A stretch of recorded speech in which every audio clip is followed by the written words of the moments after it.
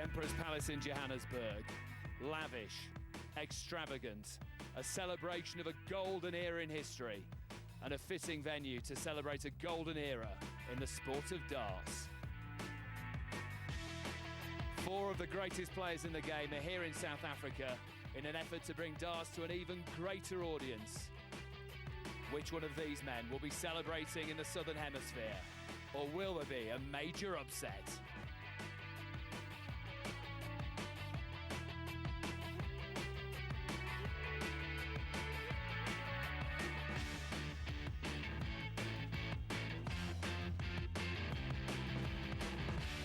Big Time Darts hits South Africa. Welcome to the fabulous Emperor's Palace Casino as we bring you the 2009 Virgin Atlantic South African Masters from here in Johannesburg.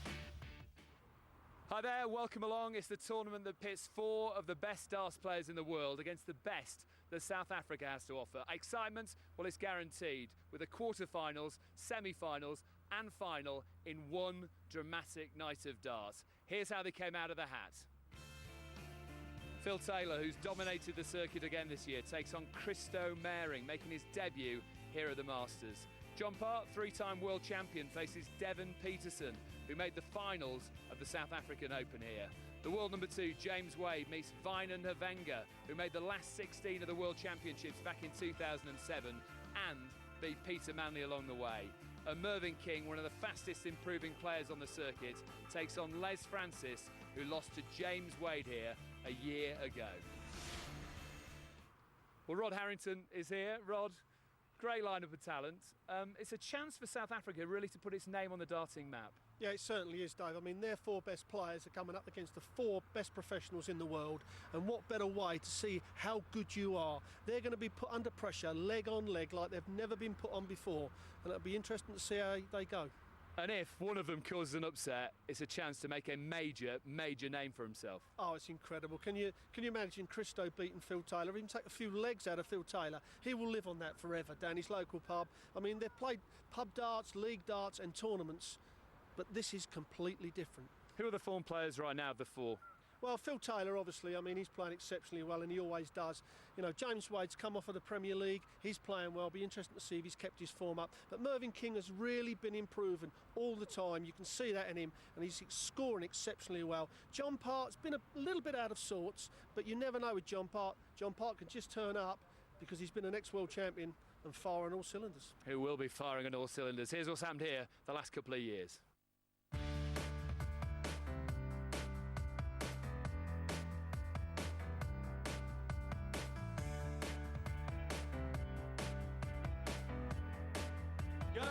Shot and the match, changing. That is the winning dart. James Wade picks it out with surgical skill. Really was a powerhouse performance from Taylor. Fireball takes the semi-final, not without a fight, and we have the dream ticket final here in South Africa. For the match, double top. The silence said it all, but the explosion of excitement shows that Phil Taylor has had a memorable South African Masters. John Part, the world champion, safely through. Wayne Mardle finally gets the job done. And James Wade wraps it up at the end. Game shot and the match, Phil Taylor.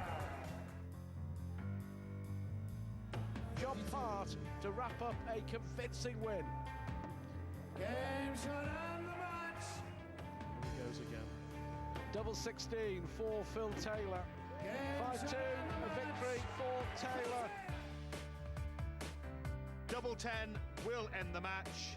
Phil Taylor retains his South African Masters title.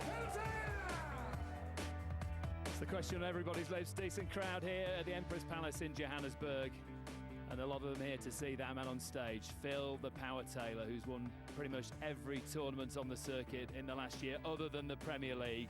So make his 10th match play title, and that is the man standing in his way. Christo Meiring, making his debut at the Masters from Port Elizabeth. He's a former rugby player by trade. First to four legs, quick fire match this, and your commentary team, Rod Harrington and John Gwynn. Yes, thank you very much, Dave. There you have him, Phil Taylor then. The man who's looking yet again to take a title away from the rest. And this man, Christo Meiring, 56 years of age, from the Eastern Province, originates, he tells me, from Port Elizabeth. A very proud man and an ex-rugby player, Rod, for Eastern Province, which means he's a sport-crazy man.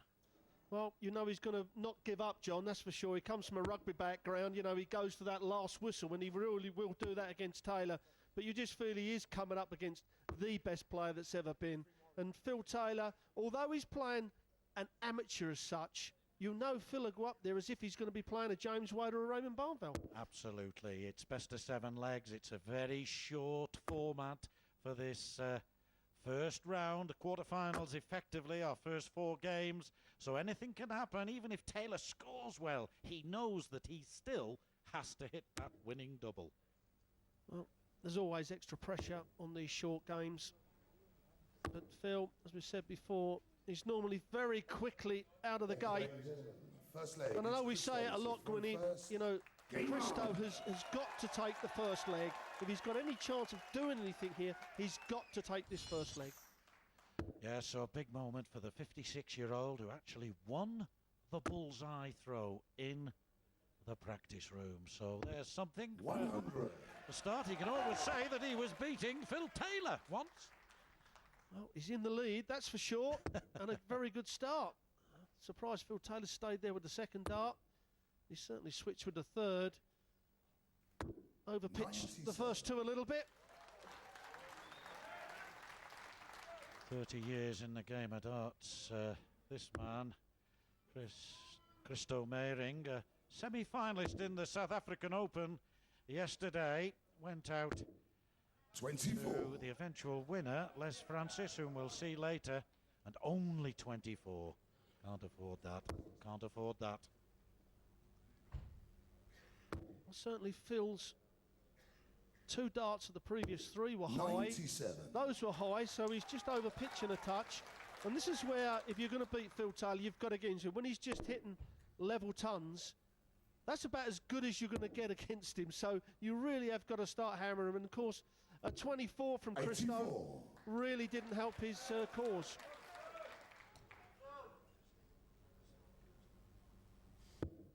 But Phil Taylor, 14 times world champion, 10 times world match play winner, 8 times the World Grand Prix champion, 96. 5 times Desert Classic champion, 3 times UK Open champion, and you could go on forever and ever, couldn't you, Rod?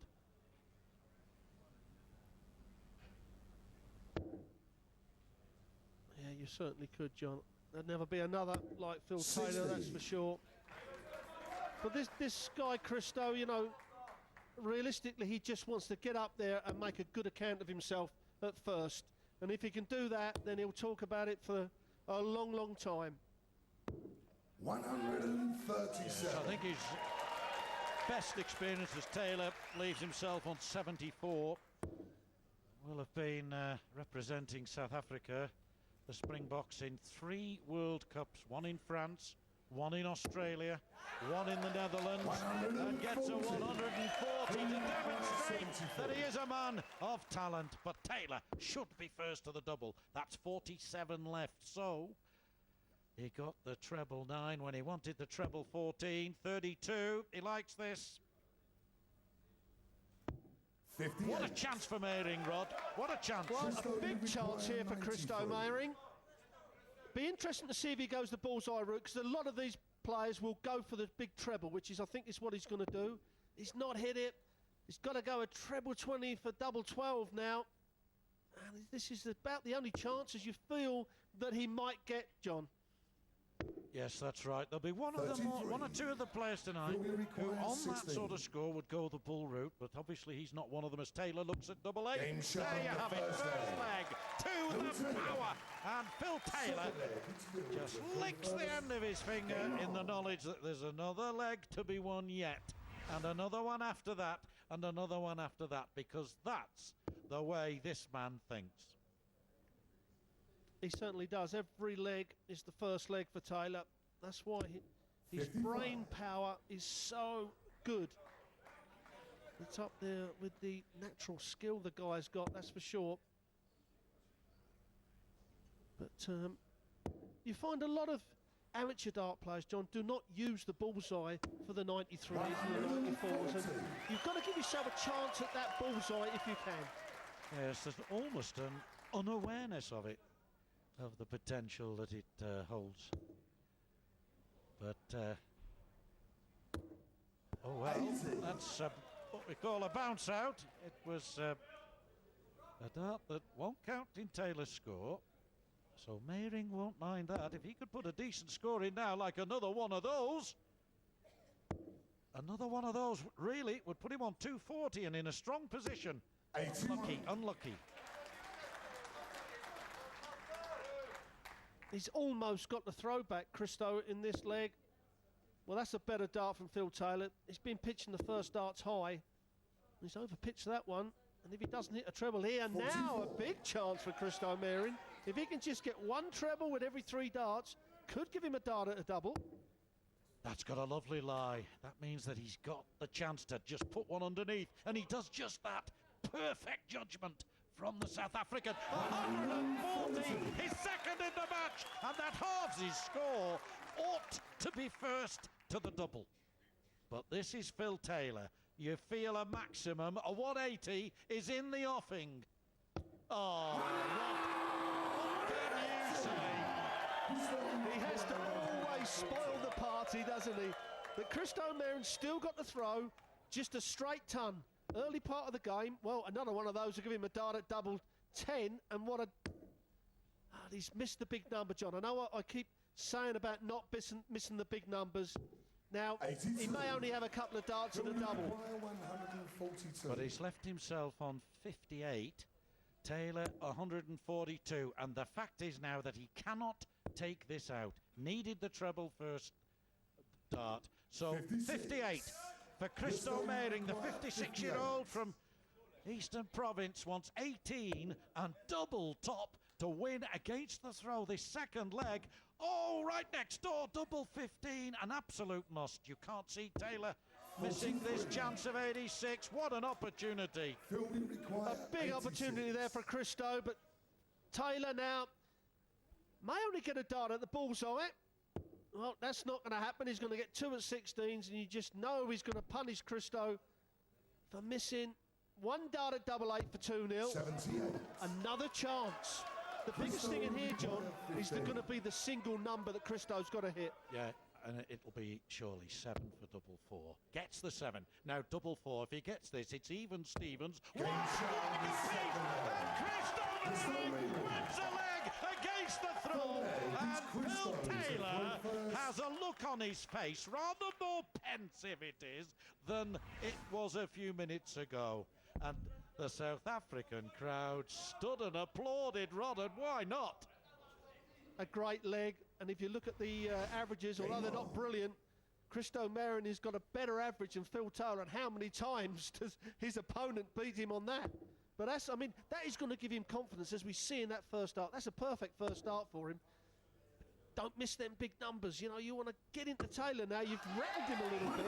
And I must admit, Phil's faced him, John. I haven't seen the pros put his face like that. You're dead right. You're dead right. I wouldn't say that he was worried, but pensive certainly.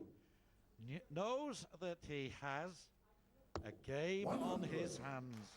Hit a 180 in that leg, Taylor. Had his chances on the double, but... Well, there's another fabulous first dart. That's his third 140 so far, 1 in each leg. Does help, you know, does help.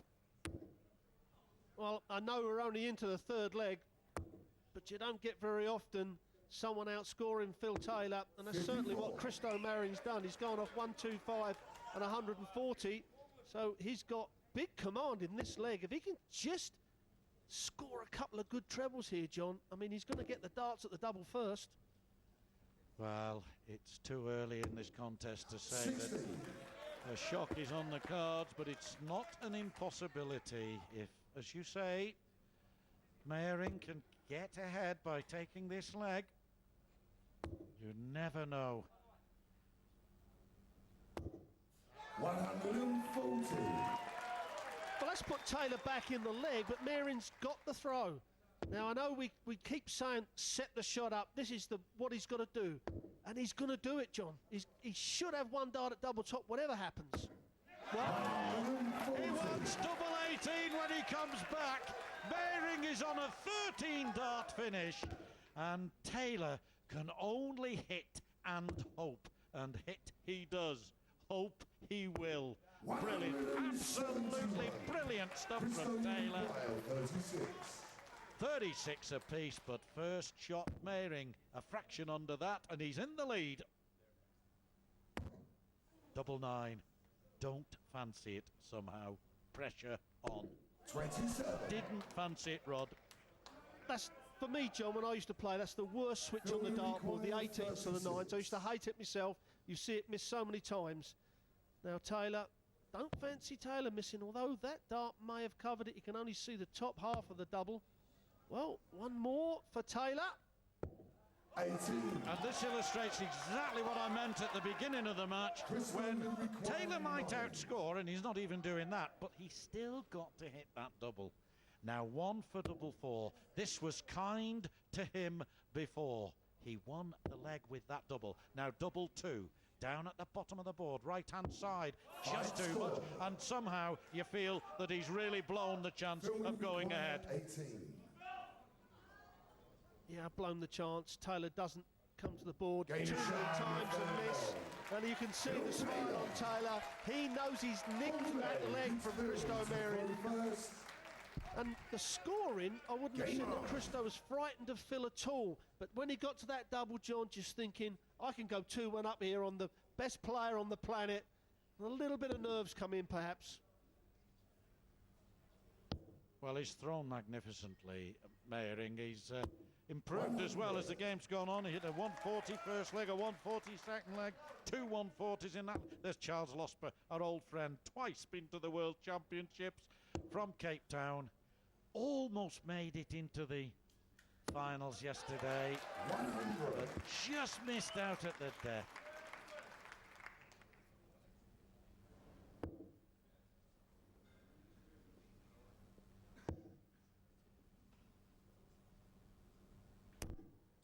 Only 60, not hitting him. Of course, we've got to remember that Meiring played 3 hours darts yesterday, and then the quarter-final and the semi-final on stage of the South African Open. That will have prepared him well, I would have thought, for this venture today. 45. Yeah, you kind of feel that previous leg might have just knocked the stuffing out of him, and just a little bit, John. I mean, having 5 darts of the double to go 2 and up against Phil. You just feel now perhaps Phil will kick on a bit, and just run out a winner 4-1 perhaps now. Well, he looked up at the skies and said thank you. He's not been playing his best, and he knows that when he's not playing his best, he's vulnerable against any decent player. But you've got to fancy Taylor from here to go 3-1 up, and then it would be a mighty, mighty effort for Meiring to deny him. 130. Christo needing a real big score to get back in this leg. You just feel that Taylor now getting his rhythm back. 60. 13s are the shot for Taylor. You kind of fancy perhaps a 2 dart, but certainly you fancy him to hit the double top. Double top for a 3-1 lead.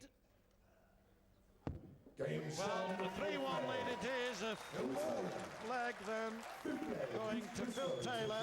3 on the trot now, and or rather he won the first, lost the second. 2 on the trot now to Taylor, not quite on a roll, but the next leg could be, or this leg rather, could be the last. 100.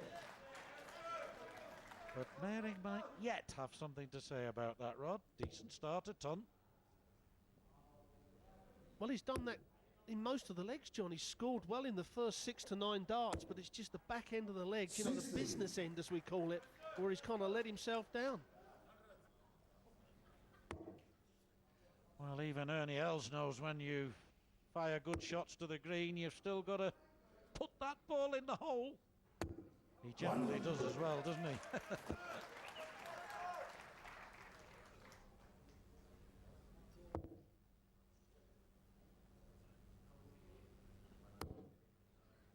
Well, it's almost impossible for Taylor to get a maximum there, but Taylor is there, and he gets the maximum that looked an absolute impossibility.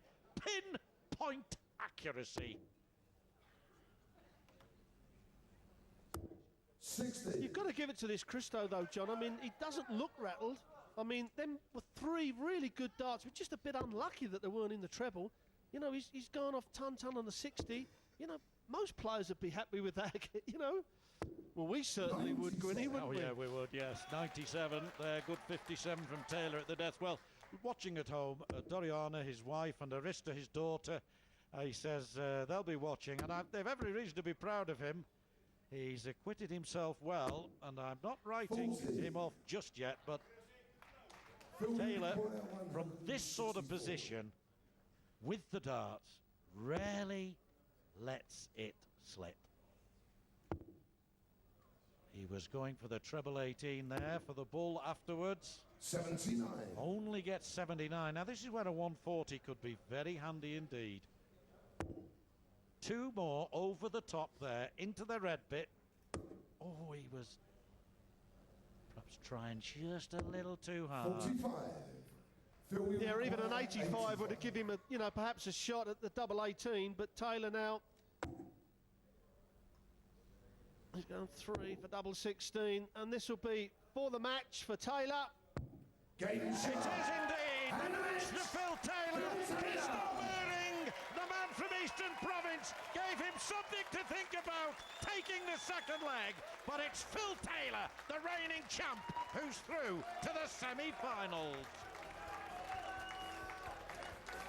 More darts, folks, coming after the break. See you soon.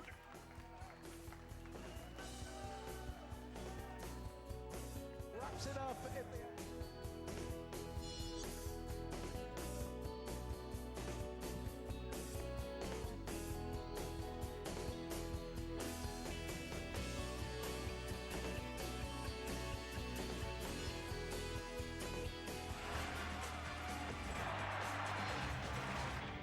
How did it come to be that an exceptional cask-matured whiskey is made right here in South Africa? Well, in the mid-1800s, shipping a whiskey to the Cape wasn't exactly smooth sailing. So to ensure whiskey and the sea never again meet, a whiskey was created to rival the world's finest. 3 ships, internationally acclaimed cask-matured whiskey. What a season. What a year. For a team that may go down as the best Springbok side in history. Serena Freire has scored his 4th try. Sean de Villiers is through. The interception. It's over. It's all over, and South Africa have won the Tri-Nations tournament. You witnessed every moment of the Springboks becoming Vodacom Tri-Nations champions on your World of Champions. What are you looking for? Glory days? Control? A fairy tale finish? What are you looking for in Japan? Formula One. Find the edge. Exclusively live on Supersport. Brought to you by Tidal Wheel and Tire.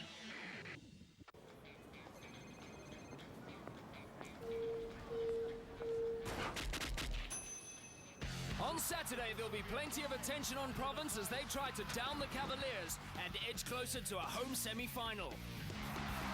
One Well, the Sharks know a home semi's in their hands when they take on the Lions at sea level. The ABSA Currie Cup, exclusively live on your World of Champions. Proudly brought to you by ABSA.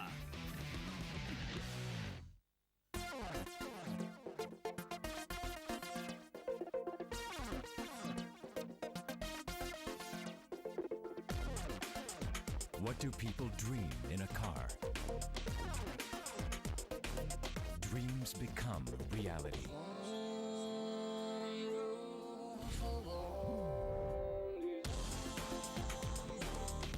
The all-new Kia Cerato.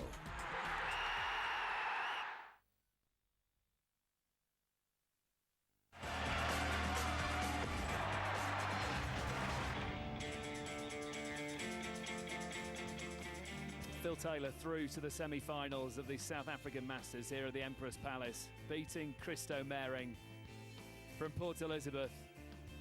56-year-old put on a brave fight, taking a leg, but unfortunately going out of the competition. Confirmation, Phil Taylor, 4-1 victory over Christo Mering. Taylor through to the semis. Who will he play, though? Up next, John Parr, three-time world champion, takes on Devon Peterson, who made the finals of the South African Open.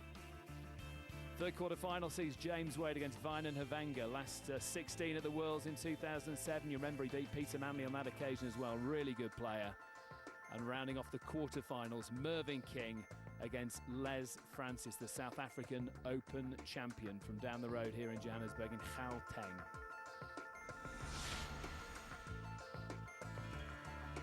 John Parr then, North America's greatest ever player, faces a decent challenge here from an informed 23-year-old Devon Peterson. Your commentary team, Rod Harrington and John Gwynn.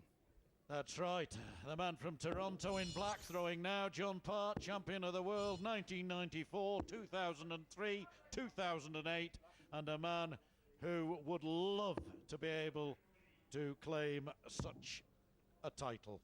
23 years of age, as Dave says, from Cape Town, one of 5 Cape Town players, Rod, in the last 8 of the South African Open yesterday. So John Parr gets us underway. Wonderful, wonderful talent, this man. And number 4 in the world at the moment. He says to me, yes, I know it's precarious, that position. He said, and frankly, it's fantasy. But at the moment, I am the number 4. He's got work to do to retain that sort of position in the months ahead. Yeah, he certainly has. Because of the rankings, the way they work, he was world champion 2 years ago, so John Parr has to try and retrain that at the World Championships this year at Alexandra Palace. But I watched this Devon Peterson yesterday, John, and I thought his throw was excellent, and I thought he was playing well enough. And although I didn't see the final, we were doing some work on it, I actually thought he would win the final. Yes, I did, and I did witness the quarter-final, semis and final yesterday, and Peterson lost, in fact, to Les Francis in the deciding leg. It went the distance, and I fancied he would win and make his way to the Ali Pali, December and January, but it'll be the senior man, Les Francis, who'll be doing that. May well play John Parr, of course. Who knows? That would be ironic, that's for sure. With John Parr moving around the board, there we see John Parr's throw. That hasn't changed in the 20 years that I've known him. He's a big, tall man, really solid stance. But 85. That's a very good throw as well. 117. So 117 for John Parr, winning the throw, electing to throw first, as you would. Always an advantage to have first throw. 51. I know we've got a lot of viewers in South Africa possibly watching darts for the very first time. It's rather like a tennis player having the advantage of serve if you're throwing first. Oh, look at this, though. Really good stuff from Peterson. Oh, the 23-year-old. What a talent. Part 66. Wants 56. He's going 20 for double 18. And you feel he's got to get it. He's got to get it. Oh, and he does! Class, quality in the Canadian, just when Peterson had threatened. Game on. Yeah, you mentioned the word class, and that was class from John Parr. I mean, Devon Peterson, when we talk about setting the shot up, John, 196, you can't do any better than hit the 180. It's exactly what he did. But John Parr, 95. As you would expect, a 3-times world champion, just steps up there, composes himself, and says, I'm still about. Yes, you rather 96. Fancy that this young man, the Canadian here, well, this young man here would have taken out the double 8 had he been given the opportunity. But Parr, great throwing though, great throwing. Peterson's average at the moment is 100. Terrific. 96. Part a little behind on the average, but the important stat for him is a 100% stat on the checkouts. 1 throw, 1 hit, he's 1-0 up. 100. Well, there you have it. Yep, John Parr well behind Peterson, and he's up there at 100 average, which is up there with the big 96. Boys, as we would say, John, that's for sure. Yes, and he is scoring extremely well. Yes, that 180, of course, is the score that really has upped the ante. When you've only thrown one leg, it really does boost that average score. And 43 has the opposite effect. Well, John Parr's experienced enough. He'll know that he's only got to keep with Devon Peterson. Forces John Parr. Well, that's as good as a maximum. He knows that all he has to do is stay with them, force them to miss in doubles, and that's when the pros clean up, John. And John Parr's on 213, hits 177, and suddenly 84. The double 18 that presented 36. No problem whatsoever a few minutes ago is there again. Now then, has to come down a bit here. Not the best view from where he's standing. Awkward. The expression on his face tells all. We may well see Peterson back. That's the reason why. It was always awkward. The line of those 2 darts from. Can he do it now? Well, he's going to have 2 darts. Oh, he's missed the big number, so he's only going to get 1. What an important dart this is for the young man. 38. You see, he just pulled it a little bit. 36. And you were right, the first 2 darts covered that double 18 up for John Parr. But a clear target this time. Well, that's double 4, so he wants 2 14s here. And no problem for John Parr. He managed to get the double 14 in the end. He goes 2-0 ahead. He has the throw here. And well, though Peterson has thrown, he hasn't quite been able to do it. Brilliant effort first leg against the throw, but he should really have had 2 darts at tops in that last leg. Yeah, that's the pressure for you. They're up there. I mean, the only time they possibly get to see these players is on the TV. And when they see it, well, hi, Dad, he's in Cornwall. That's back in the South Country in England. A long way from here, Johnny boy. Yes, it is indeed. Famous for their Cornish pasties, of course, and tin mines in the far southwest of England. For the benefit of our South African viewers, and we have many of you, we know. Hope you're enjoying the fair. 55.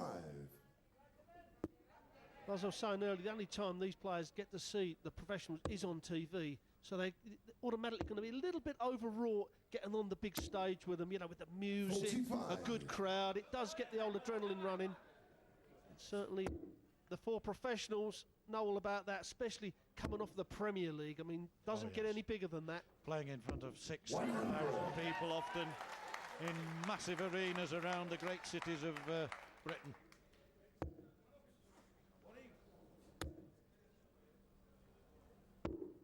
$32. Well, a chance here, Rod. A genuine chance for Peterson if he can get his act together in this leg. And he's so doing. 100.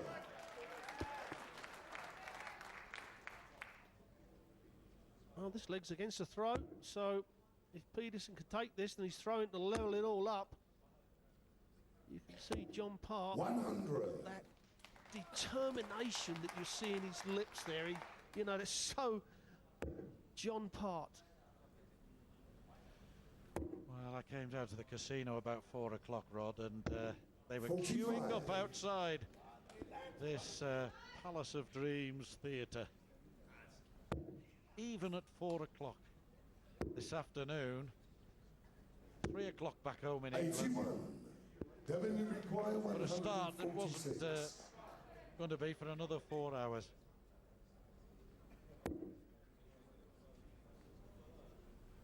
Well, this is when we say, you know, don't miss the darts, set it up, give yourself a chance. 43.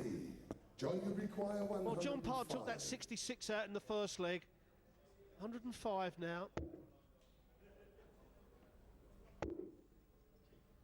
Well, that represents now an outside chance 89. for Peterson. I'm sure he's taken out this sort of score on a number of occasions before, domestically, and incidentally, he's one of the newest members of the Springbok team. That's a great dart. It's 46 left.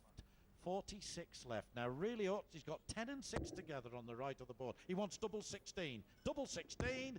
Oh, he's a little way away.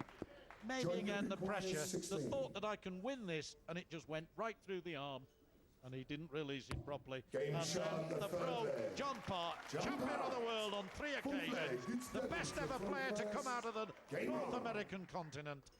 You see there, double 8, just like that, no problem. Yeah, you're right. I mean, he wanted the double 16, and you can see his arm tighten up, pulls it, and it always goes low. And John Part, like you say, the experience of the professional doesn't give a second chance up. 58. The single 14 was only just in, and that's why I say if you want 46, often the 10 and the 6 being together on the board, one leaves 41. Double 18, the other leaves double top, takes a little bit of pressure off, doesn't it? Well, sometimes that big number is the hardest thing to hit. And you're right, John, that the 6 and the 10 was the better route. But he did hit the 14, and we know it missed the double 16.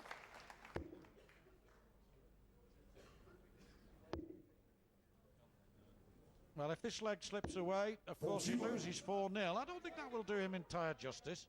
We saw 180 from him in the opening leg to set it up beautifully 16, only for John Part to hit the 57. Double first start on a 66 finish.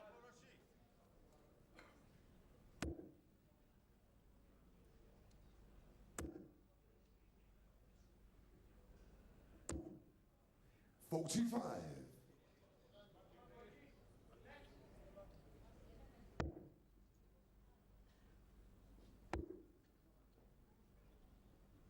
Talking of 180s, Rod, of course, 84. A couple of those and the 9 darters on. There's 110,000 rand put up by the round about £10,000 in sterling. And for anybody who does a 9 darter in this tournament tonight, I guess if 2 people do it, it'll be shared. But that's very generous. Put up by 105. This wonderful venue themselves. It's not out of my losings on the in the casino, because I ain't been losing, Rod. I've been having a good time. Now 57 for Part. Double top here. 4th at match. Double 10. So a genuine chance for Peterson. Genuine chance for Peterson. He needed 103 last time. Did have a shot at the double. Now needs treble 14. Needed it, but we go back to what we were saying earlier. 51. In the 90s, never thought about going for the bull. 10. Well, sometimes they're the only chance you get of leaving that bullseye, but John Part, well, 1 for double 2. Double 2, otherwise Peterson's going to get 3 darts at the double, and that was a long way off for John Part. So a chance here for Peterson to really put a mark. And he's got a little smile there, John, and all. Double 10 for 3-1 and still in the match. A fraction inside. Moves across, changes the angle. 30. No, not to be. Mind you, double 1 is not the easiest double on the board. You can't afford to drop under it, otherwise it bursts the score. But this for the match, double 1. And that's the reason why it's so unpopular. You'll burst your score to go back to double one, and Peterson a great chance. He did it a couple of times in the final of the South African Open. He shocked Les Francis yesterday in that final with double 5 on 2 occasions. He loves it, and he's taken a leg. 3-1 to part. Can Peterson give us more of the same? Well, he's had a couple of chances. You know, he could be standing there realistically 2-all with John Part. That will give him a little bit of confidence, 16. perhaps get his rhythm back again on the scoring. But this man, John Part, I would say he's probably got more bottle, what we call the bottle in darts, than probably anybody else 16. in the game. Phil Taylor doesn't need that sort of bottle because he's always 99 times out of 100 in front. But this man, John Part, he has beaten Phil Taylor. You know, taking him to the last leg in a lot of tournaments. He really 16. knows how to play this big stage. Well, it's my view, Rod. I've never spoken to John about it, but I don't think one would need to. He won the 94 BDO World title, beating Bobby George in the final. Bobby George had a bad back, and 9 years later, he won the world title with the PDC, and of course did it again in 2008. But I think the 2003 title means more to him than the others because it was Phil Taylor, and it was one of the greatest games we've ever seen on television. We often quite rightly talk about the Taylor-Barney final of 2007. Not too many people argue that that is probably the pinnacle in televised matches, but 41. There are others not Joining far the behind. Empire, 71. Taylor Painter 2004, Taylor Gregory 1992, double 16, double 8. No problem for John Parr. He hits the double 8. It was Part who got off to the best start. He won the opening leg, but it was the man from South Africa, when 3-0 down, took the fourth leg and took this match a little further, only for Part now to finish it off. But a bright young prospect there. It's Part, though, who's through. We'll be back soon after the break.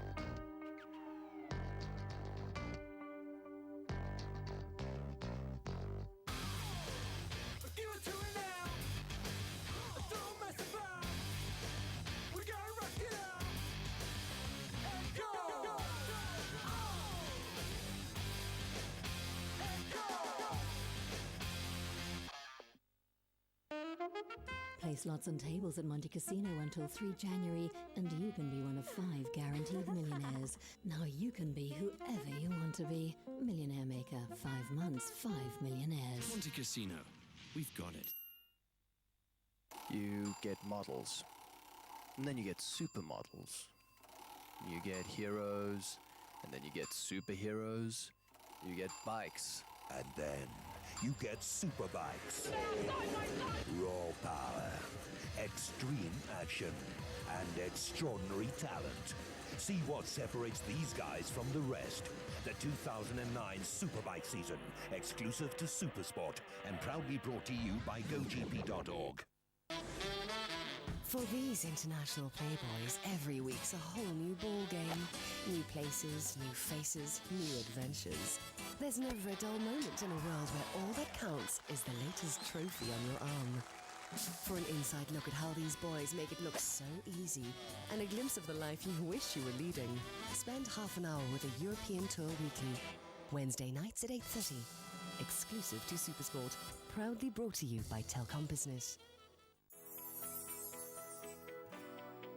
Supersport's presenters are a cut above the rest. Supersport clothing, exclusive to Woolworths.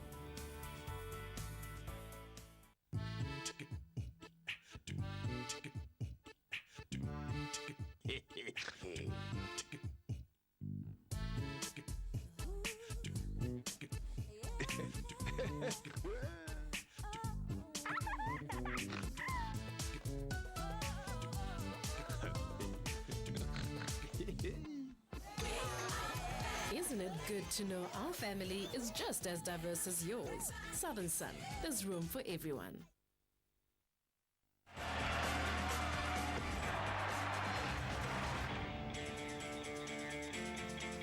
So far it's going the way of the professionals for the 2009 South African Masters. John Parr, three-time world champion, is through to the semi-finals, 4-1 over Devon Peterson. So what's happened so far this evening? Phil Taylor, 4-1 victory over Christo Mering, who gave a good account of himself. Confirmation that Taylor will now play John Parr in the semi-final after that 4-1 victory.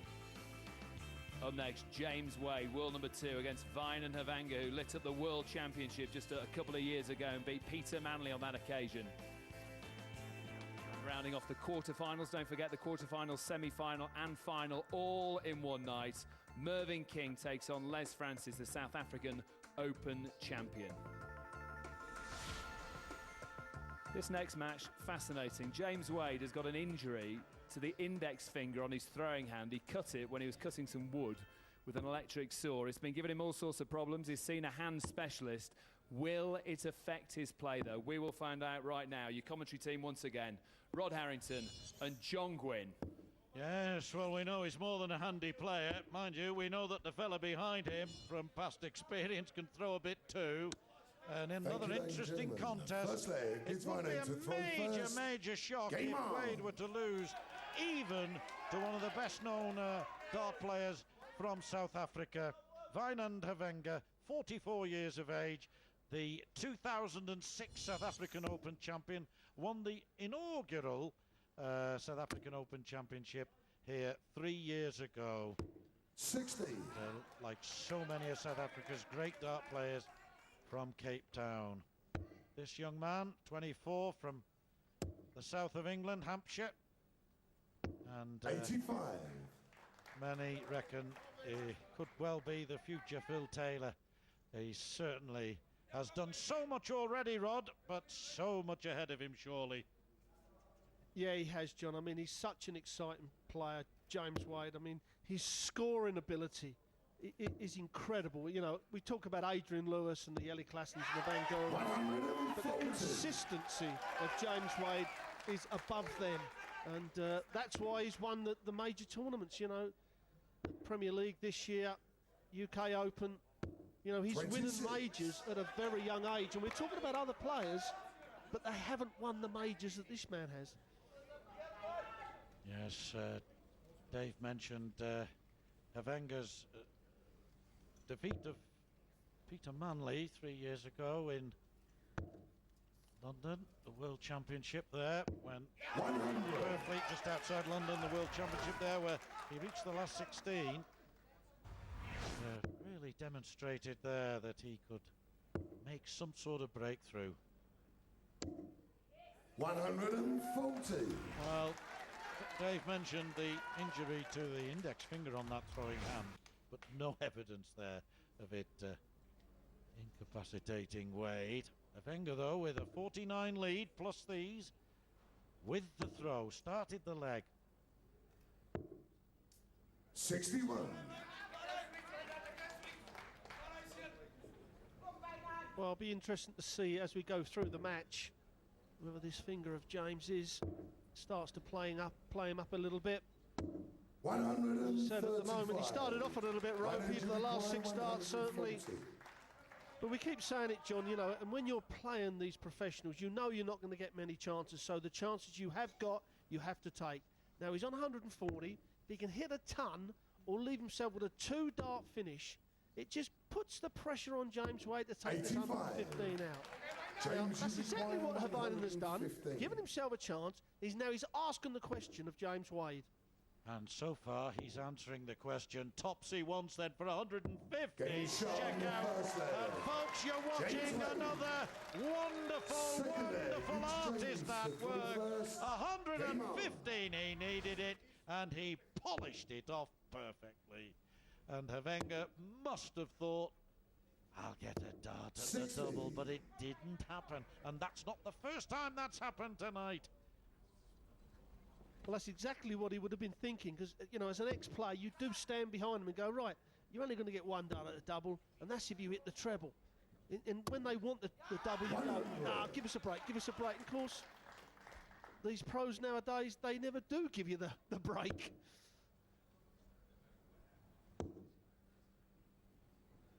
Well, during the qualifiers, there were around about 150 people in the hall. There were 16 boards around the perimeter. And I got amongst them and got talking to so many people from so many different parts of South Africa. And there's a hunger, there's a thirst for someone to break through into the big time and get amongst the big boys. And 140. This sort of event can only assist in that coming about. Well, it's an absolute perfect event, John. I mean, you know, they have their Masters on the Saturday. 100. You know, the winner goes through to the World Championships. The top 4 come through and take on the best players in the world. You know, I mean, what better spectacle to do that, you know, and you take that to different countries, and I feel that that's how it's going to work, you know, with the expertise of the BBC and Sky and the way they do things. It's just an absolute perfect format. Wenger, impressive here. 134 leaves him on a 3-dart finish. 125. Well, so far in this leg, 100, 140, 134, 127 left. And Wade, having just taken out 115, Wenger may well be thinking, got to get this. Now then, he'll go for the bull, surely. 50 left. He'll go for that little red bit in the middle of the board. Ah, he's a long way off. He's a long way off. He hit it in the match yesterday in the South African Open in the semi-final. A semi-final he ought to have won, you know. Come to that in a moment. Wade's looking at 116. Needed the treble. What a chance for Wenger now. Which way does he go, Rod? Well, I think he'll go straight for it, but he's a bit unlucky to leave this double. You know, it could have been anything, well, it's something a lot better, but I think he'll go straight for it, but attack it with the first dart. Well, he's going, splitting it now. 6 for double 16. 22. Well, that's an unusual way. If you're going to split it, John, go through the 6 with the first dart. With the first dart and have 2 darts at double 16. So Wade wanting 56, gets the 16, 40 left, double top, hit it first leg perfectly. Got to get it this time. Does so, and that will hurt Wenger. He might have well been thinking, I'll have another crack at double 16. He's thrown well, but again we see the added experience and the past exposure to so much pressure, giving Wade that advantage when the vital moment comes. Well, I think experience is the word, John, because in all 3 of the games that we've been played tonight, in the first couple of legs, 100. the amateurs had big chances. Christo Marion did against Phil Taylor. You know, Devon Peterson did against John Part. But the experience, John Part takes out 66. James Wade takes out 115. You know, it's just that smidgen, you know, of doing it when it counts. Wenger's average just below 3 figures. Wade just below 90. All that can tell us is that averages don't always tell the truth. Wade is winning 2-0. That's the main stat. But this is good throwing. 100. Throwing. Again, I'm thinking that Wenger ought to be first to the double. 96. Why don't you require 136? He's actually outscoring James Wade in this match, all 3 legs. But James is hanging in there, and James will know that he'll just keep with him, and he'll miss the double, and I'll nick it. And that's what you think in your head when you're standing behind the player. Well, Wynand Wenger will have 3 clear darts. He'd hope to hit it first time. 125. He'll have 3 clear darts at double 18. Why don't you require 36? Make it 2 legs to 1. A fraction under, and it's in. Too far in. Double 9. Brilliant! Brilliant adjustment! Never easy to go from one side of the board to the other, but he does it perfectly. And Wynand Wenger has his leg showing there. 2-1 on the board. That's impressive. Both players. Yeah, certainly from Wenger. I mean, he really has scored well. He isn't missing many big numbers. He's hitting the tons, the ton 40s. You know, he could have been so in front. 59. There we have it. Wade, 2 out of 3. Wenger just the 1 out of 7. And 9 three-figure scores to both players. Pretty even, really, Rod. Pretty even. The averages are similar. The only thing that's not level is the score. But can Fernand Wenger have a say in that matter? 1 or 2 more of those, and he certainly will. Oh, yes, I like it. Oh, it'd have been nice to see. We've had a 180 tonight from a South African. That young man there you saw, Devon Peterson. Thought we were going to get another one there. 60. Christo Meiring hit a lot of 140s, didn't he? Yeah, they've really... Well, not surprised me, because I've watched these players, and, well, I certainly know Wenger quite well. You know, we know they can score, but they have not gone up there with any nerves. They've not been scared of the players. 96. You'd have thought there'd been a little bit of nervousness up there and a little bit of edginess, but certainly, especially Wenger, I mean, his scoring's been exceptional against James Wade. Yeah, he's a class act, and I know he was disappointed when he lost in the semi-final of the South African Open yesterday. We're seeing the 4 semi-finalists represented here tonight.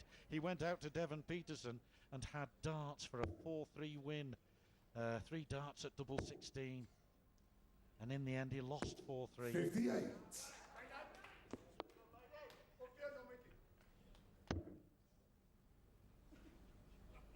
Well, James just going a little bit wayward. Threw a 26 45. Before there, follows it up with a 45. So Wenger, although James is on the top of the house, 170. Now Wenger, do you know what? Settle for a straight ton here any day. What a start. 88 left. Went for the treble 16.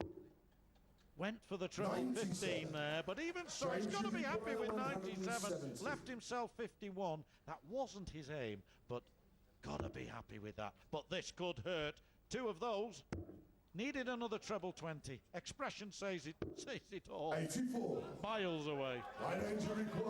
Yeah, he would have expected to put the second one in. But Wenger now, 11, double top to get it to 2-all, and seriously in this game now. He's missed a few doubles. 37. And he's missed it again, and you cannot give these players a chance. 86. He did this to James Wade in the first leg, and Wade he took out 115. Game shot. You said it, Rod Harrington, and James Wade did it.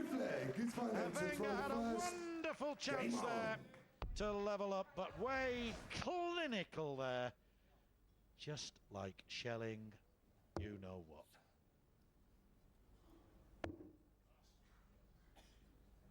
Yeah, they do spoil the party at times, the professionals, don't they? Certainly spoiled Wenger's party there. I mean, Wade had to take that out and steps 85. up and does it. Well, we mentioned, sorry Rod, we mentioned Wade's finger injury. It doesn't seem to be troubling him too much. He said to me he didn't think it would. But we have to remember, this fellow underwent quite a serious shoulder operation in May. And he said that 100. He hasn't played any tournament darts. He plays locally around Cape Town in his local leagues and that, and he plays socially. But this is the first 60. tournament, big tournament, yesterday, that he has played in since that operation. He's doing well. He's actually doing very well, John. I mean, if you look at the ton pluses, he's got 8 tons to James's 9. He's got 4 140s, and the 140s are the scores that really do put you in there to win many, many legs. And he's outscored James Wade, and there's not many people in the world you can say does that. And there it is. 8 tons now to James's 10, and the 4 140s, 3 extra 140s. That's good scoring. It is. It is. But, as 42. one famous darting bard said, it's trebles for show and doubles for dough.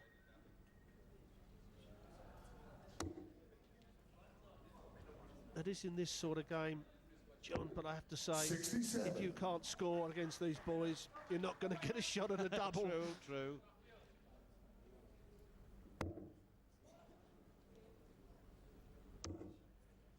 Well, he said this is a sort of match, he said, where you go and do your best, and if it's your night and you're hitting them, then you've got every chance. He said it doesn't matter who you play against, you throw your very best, you've got a chance. And James Wade, of course, would agree with that. 55. That's why he wouldn't take anything for granted even yet, as Wenger looks to take out 124. Can't do it now, head shake. Not surprisingly, waywardness can ill afford it. 68. Oh, what a good last dart to rescue it to a certain extent. Absolutely perfect last dart, has given himself another 2 darts at a double. And this time, and I mean, he's only had 11% on doubles to James's 75%. So now, 2 darts at a double to get it back to 3-2.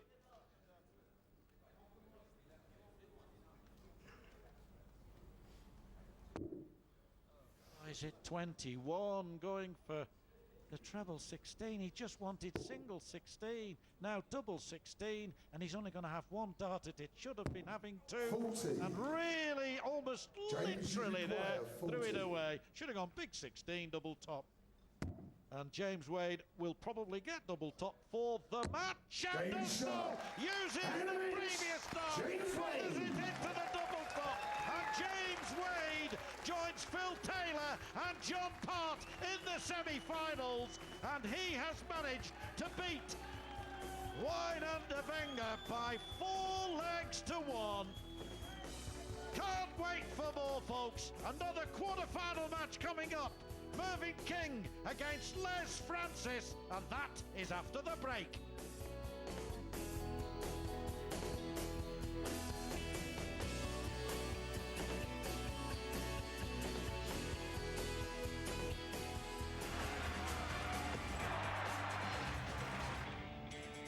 How did it come to be that an exceptional cask-matured whiskey is made right here in South Africa? Well, in the mid-1800s, shipping a whiskey to the Cape wasn't exactly smooth sailing. So to ensure whiskey and the sea never again meet, a whiskey was created to rival the world's finest. 3 ships, internationally acclaimed cask-matured whiskey. The steak, sourced from the farmer obsessed with quality. Matured for at least 28 days for exquisite tenderness. Cut extra thick so the juices run with meaty taste right to the very last bite. That's the difference. All Woolworths thick cut steaks now only $69.99 per kilogram. You get models, and then you get supermodels. You get heroes, and then you get superheroes. You get bikes. And then you get super bikes. Raw power, extreme action, and extraordinary talent. See what separates these guys from the rest. The 2009 Superbike season, exclusive to Supersport, and proudly brought to you by GoGP.org. Sony and Supersport invite you to join the world's biggest fan club. SMS your 2 favourite leagues to 34213 now, and you could win over 70,000 rands worth of prizes, including a Sony Bravia LCD, a PlayStation 3, and a party at your place with 20 mates. For DSTV subscribers, we'll add a Sony home theatre system and an HD PVR. To win daily prizes, listen for the competition on these radio stations. World football lives on Supersport. Lowest prices ever at this year's Focus on Healthy Living. Maxi Slim, 1 a day, 30 capsules, $124.95. Natrodale Omega 369, 30 capsules, $47.95. Stamina Grow Value Pack, 120 tablets, $239.95, plus 30 tablets free. Focus on Healthy Living for the lowest prices at Discam. Pharmacists who care.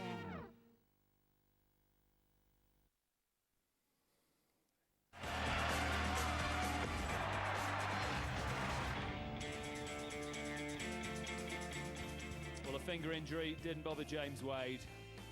Comfortably in the end, through to the semi-finals after that victory over Weinan Havenga.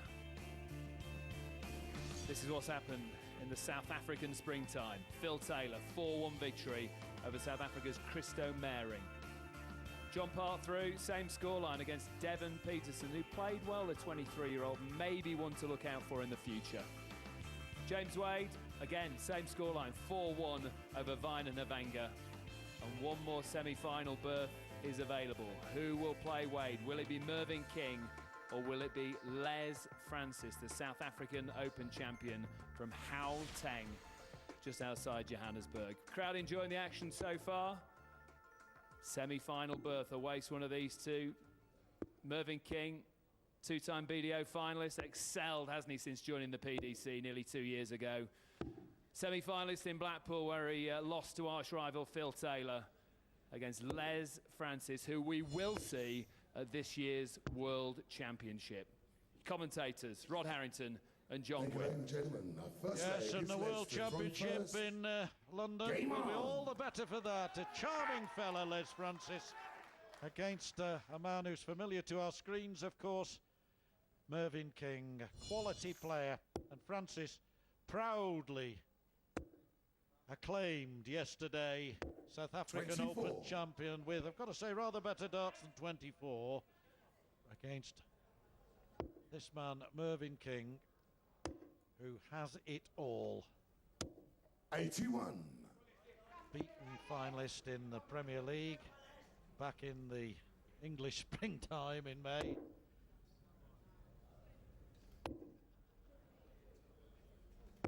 $66.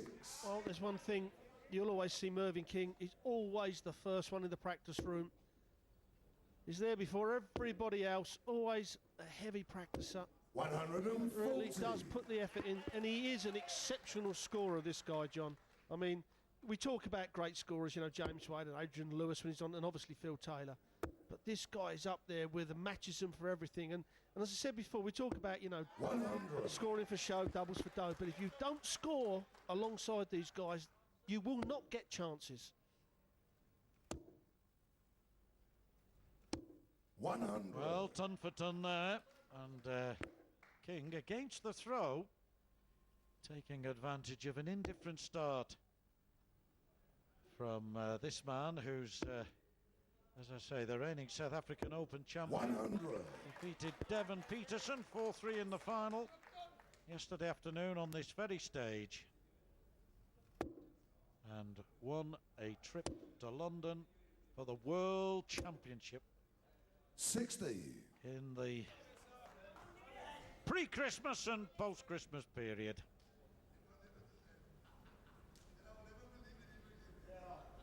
Didn't start playing darts, Rod, until he was 32. He was a very capable sportsman. 121. Bit of a Gary Sobers lookalike when you think about it. And he's not a bad sportsman either, is he, Sir Garfield Sobers?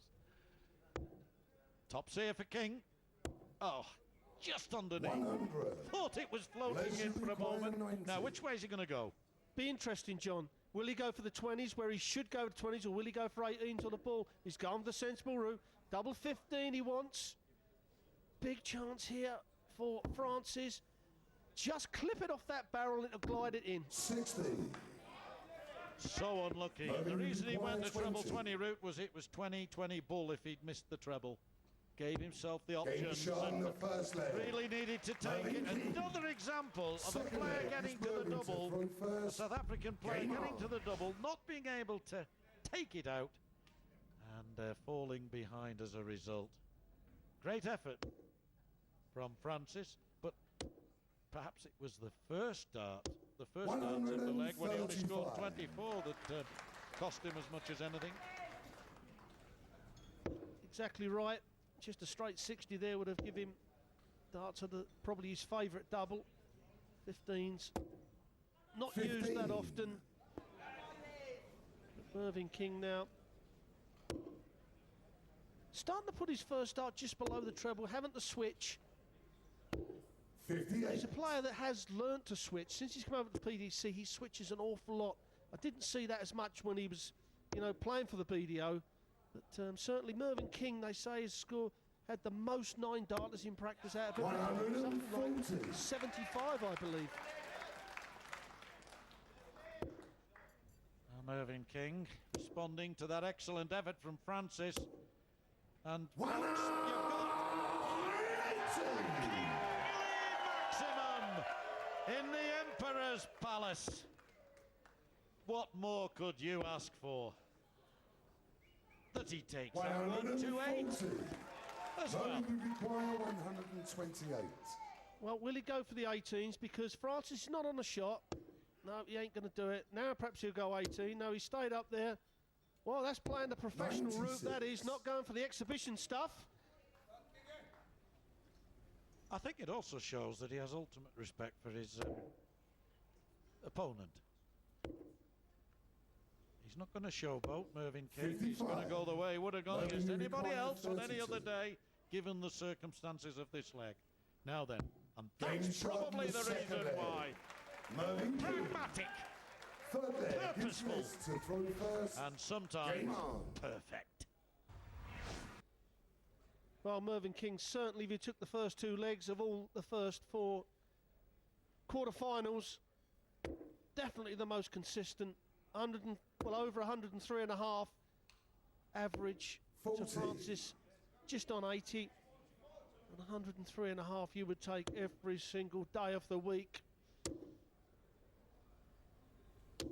Just got a bit of an unusual grip, Mervyn. The darts are very unusual. We see the dart, as he brings it back to the face, he rolls it down his thumb. And the grips on it are very unusual. They're really indentations on the dart. Yes, yes. 41. Well, you see the difference. A lovely follow-through from King. Stops at 90-degree angle, 180-degree angle, if you like. But with this fella, hardly any follow-through at all. It's a stab.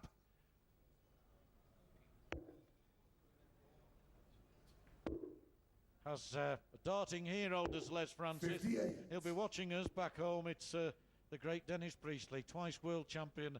And Les says, I admire them all, he said, but Dennis Priestley, he said, is my number 1. I said, you might be playing him in December. You may not think so then, Les. Yeah. Yeah, for Dennis to still be winning tournaments on the tour is incredible, you know, because you've got to be a great player to win Pro Tour 100. Events. Grueling days, long days. Yes, he didn't start playing darts until he was 32. 59. Because he was actually a very accomplished athlete. Ran 400 metres for Eastern Province. Also was an excellent long jumper and triple jumper. I said to him, as long as you're not for the high jump tonight, but it looks as though he might be. Well, an absolute gentleman. And King here for a 3-0 lead. It's on. He may well go for another one of those. Well, no, he went for treble 14, would have left tops. Now, Francis, 122. If he's got his thinking head on, Rod, he'll go 18s, like it suggests there. Be interesting to see if he does. The other players have not gone that way. Yeah, he knows how to count, does Les Francis. Wants a treble 18. Not going to get a shot at a double. 37. And you kind of think that Mervyn King will not pass this chance up. That's a good guide to hit the double 16. Double 8, is he going to give Francis a chance? 32. He certainly is. Can Francis take it? 85. Well, 85, surely he'll go the traditional route, treble 15, double 20. No, that's nothing wrong with that. That leaves 60. 20 now for double tops. That's what I call the Peter Manley way. It was he who started that many years ago. Well, 10, 12 years ago. 65. Anything in the low 80s, go for the bull first. Another missed double, Rod. Another costly error. Fraction inside, it's 3-0. Well, or is it, John? He's going to have another 3 darts. And we have seen it so many times. You know, the South Africans are getting chances, but they're not taking it. Now, Les Francis, can he take it? He's going to have to take him at Christmas, and he's taking it. Well, whatever happens now, the South African audience here, and those of you at home, will have seen at least a winning South African leg in each of the quarterfinals, and they've been hard-earned, nothing given. And I did notice yesterday he was very effective on that double 10. It was the double, really, that he hit most on his way to winning the South African Open. Down the line, on that right-hand side of the board, he rarely missed it. And now King peppering that treble 20 again, unlucky not to get more than one. When you talk about favourite doubles, John, it's funny how players, a certain double, you know, I used to love double top, I used to hate double 10. You know, Wayne Mardle loves double 18, but he doesn't like double 9. You know, it's just strange, the switches. You love that double, but you don't like the switch on that double if you bust it. And you'd think, well, I can hit anything. I'm a professional dart player. I'm brilliant. I can hit everything. That don't always work, does it? Dead right. Having a work here. And 28. It ain't happening. Needs to be down the line, consistent in that 20 sector. You're gonna get your percentage of trebles. 60. Even King there hits a good 60. Unlucky not to be more, but at least he's in that 20 sector. He's not deviating from it. This is better. You can just lower it a touch, get your ton. And he does as well. Absolutely superb.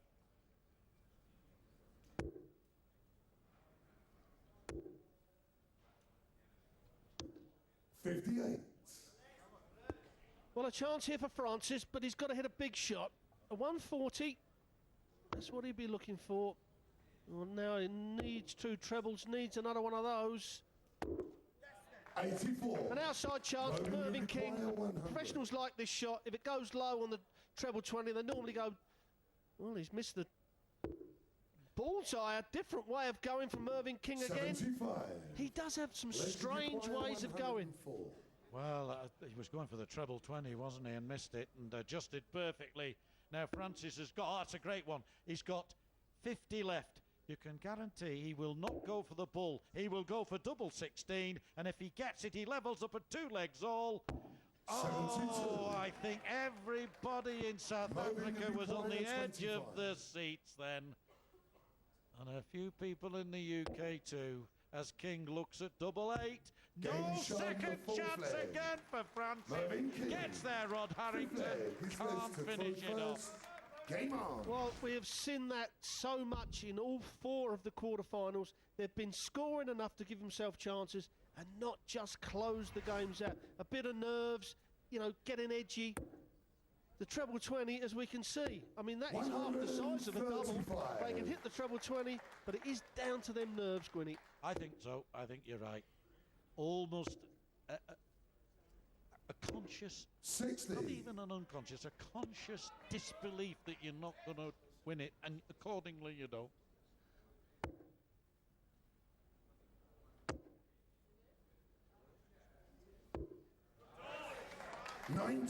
Super pick off there on a cover shot. Oh, Mervyn lost his range on that first dart and the second. Just nicked the 100 with the third dart. But now Francis got the advantage in this leg. 70 clear points. And he's going to be well clear now, so a big chance here. Yes, and several times we've said tonight, what an opportunity. 100. The professionalism, though, of the 4 PDC top players, Rod, has been demonstrated more than anything at the business 94. End of each leg. Rarely have they missed. You're exactly right. I mean, they have cleaned, what I say, cleaned the leg up very well. I mean, John Parr took out 66 in the first leg. James Wade took out 115 in the first leg. Now then, another one of those 20. Now double top for 3-2 to stay in the match. Oh, hit the crossbar, as they say, 150. in football, and King 150 will go for another one of those. No, he won't. He wants double 18. 140. Oh, so close. Legs So require close. 40. King almost won the match with a brilliant, brilliant effort. But Francis, to save it again, wants double top. Now wants double 15. He's had a shot at this before. Oh, he split it. Now then, that 32. probably is the end. Mervyn King from 36. Norfolk, England, steps up now. The number 3 player rather, in the Game PDC shot. rankings. And Gets the double 9 Mervyn King. to win the match, as all the others have been won by 4 legs to 1. It's going to be Mervyn King in the semi-final against James Wade, and the 4 PDC players have made it through, each of them by 4 legs to 1. We'll be back from a break soon, folks, for more fantastic darts.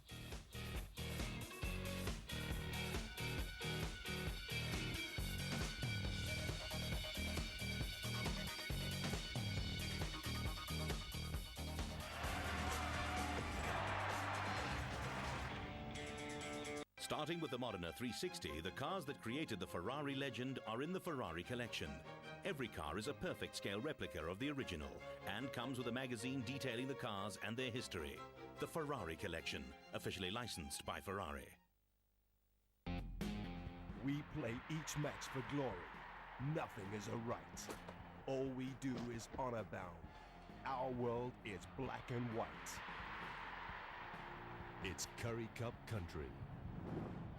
Sharks versus Xerox Lions, Saturday the 3rd of October, kickoff at 5 p.m. Live at the ABSA Stadium, Durban. True colors, black and white. Nothing else matters. Sharks forever.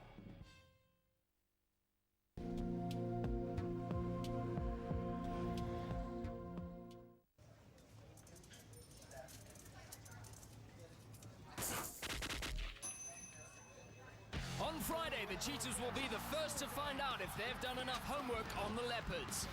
The ABSA Curry Cup, exclusively live on your World of Champions. Proudly brought to you by ABSA.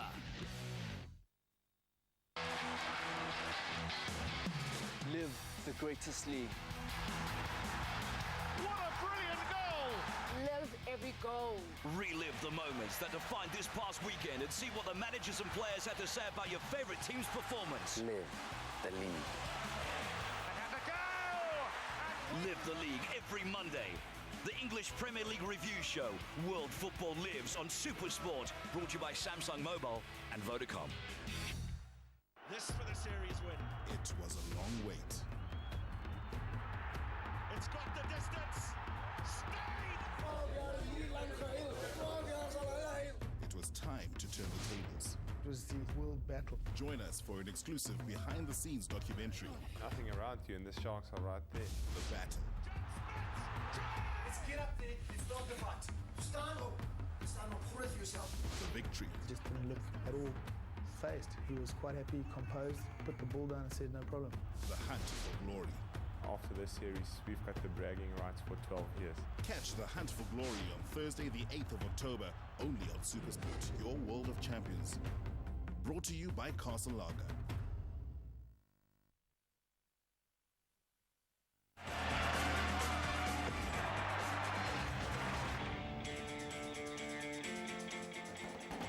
South African Darts Party just getting started. We've had 4 quarterfinals, the semi-finals, and it's a star-studded semi-final lineup on the way next here in South Africa.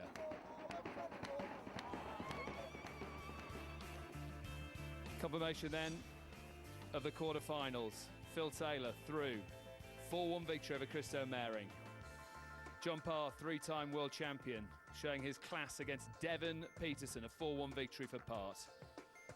Vana Navanga had his moments against James Wade, but it's Wade who goes through to the semi-finals.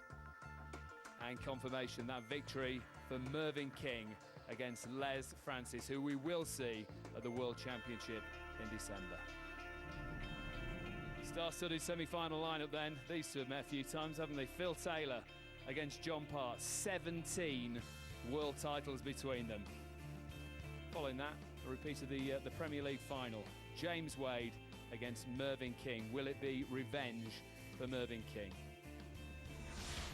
Rod Harrington here with me. The crowd have enjoyed it, but they would have liked to have seen a South African victory in one of those matches. Well, it could have easily happened, Dave, because they give themselves chances. They scored well enough, but it's just closing out them legs, cleaning the legs up, which they didn't do. They missed too many doubles, and of course, you know, these professionals have been used to playing in 7,000-10,000 crowds, and they know how to close games out. And that was the only difference in all 4 matches. Is it just about experience then, and experience they'll get from this? Yeah, totally, yeah. I mean, for us to bring the best 4 professional players in the world over here, and for the South Africans to play them, that can only make it better. I mean, Les Francis is going to take something out of this. He knows what he's got to do now when he comes over to England in Christmas.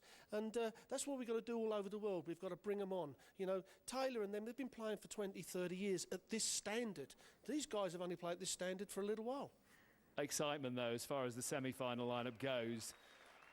4 of the best players in world darts and a chance to put on a real show here in South Africa. Yeah, I think now backstage they'll be practicing on their own dartboards. There won't be all the friendliness going on. They're going to want to beat each other up. I mean, they're going to want to murder each other. That's the way it is in professional darts. You know, and John Part, he hasn't been playing at the top of his game for possibly a year.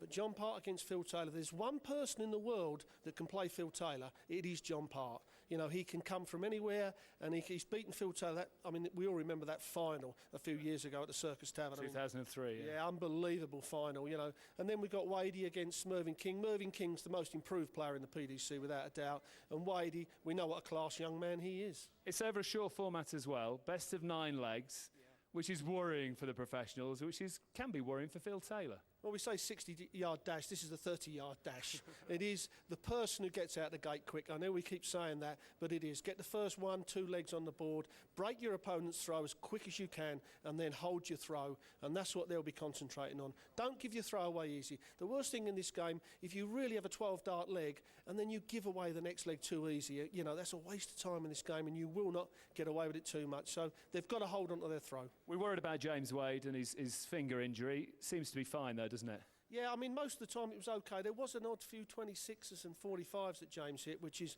unusual for Wade, I have to say. So it may be there, but if it's going to play up, Mervyn King will exploit that. There's no question that. So it'll be interesting the first couple of legs. If Mervyn King can get 2 legs up, then we'll see some pressure. All right, Rod, we'll hear from you later on. The crowd, I think, are ready here in Johannesburg. The semi-finals of the South African Masters coming up next.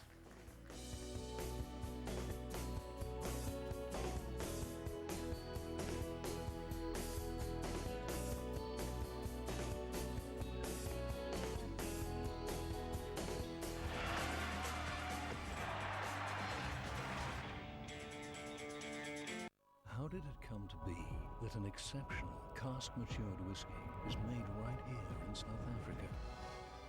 Well, in the mid-1800s, shipping a whiskey to the Cape wasn't exactly smooth sailing. So to ensure whiskey and the sea never again meet, a whiskey was created to rival the world's finest. 3 ships, internationally acclaimed cask-matured whiskey. There's only one team that pushes the limits, sets the pace, and leads the way, keeping you in the winning seat with all the breakaway news, the hottest training tips, the latest equipment, and the most comprehensive highlights of professional cycling from around the world. Join Team Super Cycling every Tuesday night with a repeat on Wednesday, live and exclusive to Supersport. Brought to you by Medski and Telkom Business. What a season. What a year. For a team that may go down as the best Springbok side in history. Sharita Prayer has scored his 4th try. Sean de Villiers is through. The interception. It's over. It's all over. And South Africa have won the Tri-Nations tournament. You witnessed every moment of the Springboks becoming Vodacom Tri-Nations champions on your world of champions. It's a story about 2 mannen from different provincial spanne. They often did compete to be the main bock on the street. Driving to the game, Elton brags with his chore. But Jan draait by en gooit ze wave en smash naar voren.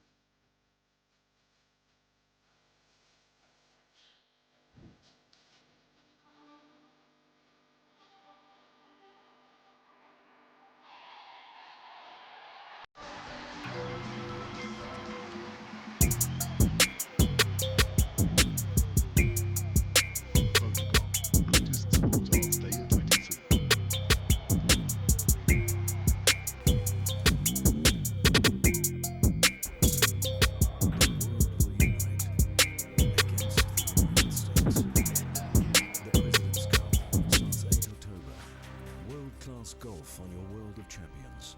Proudly brought to you by Telkom Business.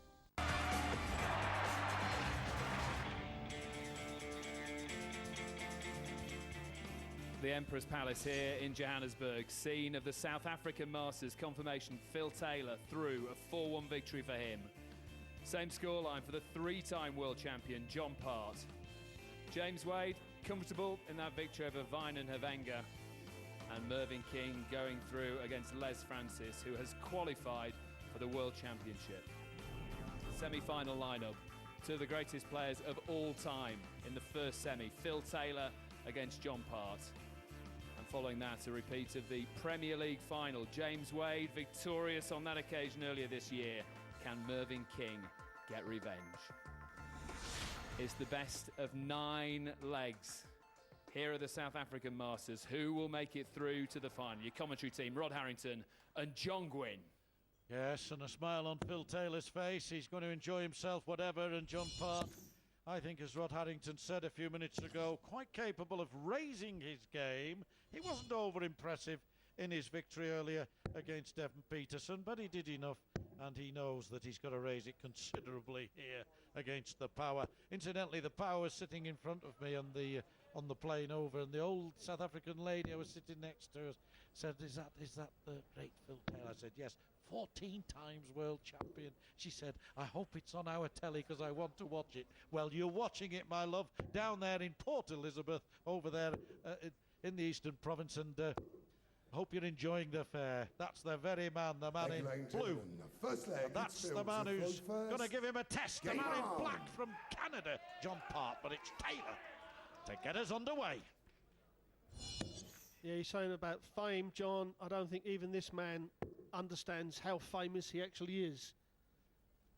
Everybody I know in sport, from golfers to footballers to cricketers, they all love the guy. The respect that the other sportsmen give Phil Taylor and all our professionals for getting up there and all that noise and the atmosphere and still concentrating, you know, under that heat as well. It's an incredible feat. I think I appreciate the game more now, John, than I did when I was playing. Yes, yes. Well, it's been taken to new levels in more sense than just the quality of the play. It's the quality of the presentation. 98. You're witnessing it now, folks. Two great players on a stage that is becoming more and more familiar to darts enthusiasts here in South Africa. 137. Also in the UK and beyond. Well, I would say probably John Part doesn't really release the arm and the elbow, but certainly it's effective. 95. Well, he's got a chance here, John Part. Real big chance to get this first leg under his belt. That's not a bad dart for the way he lays them. Should lay this up. He'd have expected to hit that second dart in there. Well, now he possibly let Phil Taylor in. Yes. A 180, we always say, when you want 2-1-2 is just about perfect because it leaves 32, but not this time for Taylor. 40. And that's rather disappointing by his and anybody else's standards. So Part here in a quick game of darts, first to 5, and this is an ultra quick game of darts to these two. If he can get an early lead, but again he can't respond the way he wanted to. Well, he's thrown 6 darts without hitting the treble. Now, Phil didn't hit a treble with the previous 3, but you kind of think he ain't going to let John Part off again. And you know, what's happening here, Phil's getting frustrated because a lot of his first darts are going on the top wire. And although he squeezed one in there and has clicked the fly, And he squeezed another one. I have to say, I expected him to switch to the 19s. I think he was ultra focused then, and I think that little... Oh, he wants the ball here. This will shock Taylor. Oh, you see why John Part is 3 times world champion. Taylor can't believe it, but you've got to believe it, Mr. Taylor, because John Part, Taylor throws brilliantly to land himself on 32, and Part takes 1, 2, 4 out on the bull. You don't get better than that, Rod, do you? Anywhere. No, you certainly don't. I mean, we talk about John Part has got probably the most experience of playing Phil Taylor, and I honestly believe he is the one person that has got all it takes. As Phil Taylor puts the first maximum in of this game. But John Part, that is not going to worry John Part. I mean, that was a great shot out. And you've got to realise he didn't hit a treble for the previous 6 starts. It was a case of needs must, and he provided. He's done it so many times. We talk about that World Championship in 2003. They've had so many great games, these two. Another one that stands out for me is Blackpool. I think it was a quarter-final match. It's a second 180 on the trot. He responds like the power we know does respond. He's on a 9-dart finish. There's 110,000 rand if he takes out 141 for the magical 9-dart finish. Needs the treble, gets it, needs the treble, 19 for double 12. Well, 7 perfect darts and the 9th is perfect in the treble 14, but the 8th let him down. What an effort though, and he's on a 10-dart finish. And Rod, he's just been hit by a 1-2-4 finish when he's been sitting on 32, and it stung him into action. Well, that is the concentration of the power. Just got to move up from that to make it 1-all and get his throw back. Well, he knows that John Park cannot finish on 1-8. Well, that's ironic. He hits all them trebles and then can't hit a double. Never far away. Probably a bit let down. I think someone just told him before that leg that there's 10,000 pounds on the 9-dart. Oh, I'll have a go for it. 105. So we require 8. Double 4 for a 13-darter, which is still more than respectable. Fraction in, and you fancy it's 1 apiece. There you are, exactly where you might have expected it. Feathering the previous dart, using it as a marker, and he looks a happier man now. Well, he certainly didn't want to give John Part another shot at the 79. Now, Taylor got the throw back. And again, that first dart's a bit high, although he's staying up there this time. Well, he's hit 3 180s tonight, Taylor, and his most impressive was most certainly that one in the opening match, where I said I didn't think he'd get another one in, and he did. 48. Second leg against Christo Meiring. It was incredible maximum, that was. We talk about John Park. I've got to say, Taylor's actually hit 3 180s tonight. We've got the one from the first game, but it's actually 3, Rod, sorry. I was going to say about John Park, when he won his last World Championship, I mean, he really did a professional job. When all Taylor went out, Wade went out, and Barnveld went out, he thought, there's another World Championship here for me. And I wouldn't say nicked a World Championship, but a professional job. 93. 93 from Taylor, 265. We'll be careful next time he comes. So, almost a 9-darter from Taylor. 7 perfect darts. Are we going to see one? Well, while he's around, you can never discount it.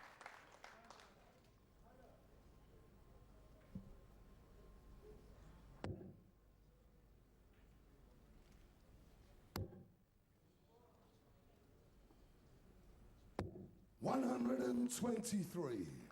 Maybe expecting to go for the 25 or the 18s there. But John Park now, he's at that stage when I say set it up. You set it up, you give yourself a chance, and you take the leg. Needs a treble. 58. Phil, you require 142. Well, John Part, 58, not enough. You know it, but you've taken out 124 against the odds. Taylor again, just over the top, right on the wire. Gets the 50. Now then, looks at treble 12. John, you require 121. And gets the treble next door instead. So, are we in for another stunning finish? If we are, it's got to be via treble 17 on the bull. So, Taylor for a 2-1 lead. 53. 57. Phil, you require 57. Well, he's been messing about on his doubles a little bit, so Party will be hoping that Phil Taylor's not going to hit that red bit. Game show on the third day. But you can see Phil how much Taylor. that meant to Phil Taylor. Just punched the air a bit. Get in. He's saying, come on, come on. He's getting a little bit frustrated, John, because his first dart keeps going. I mean, literally an eighth of an inch too high. 95. But the perfection of the guy, that is a miss on his mark.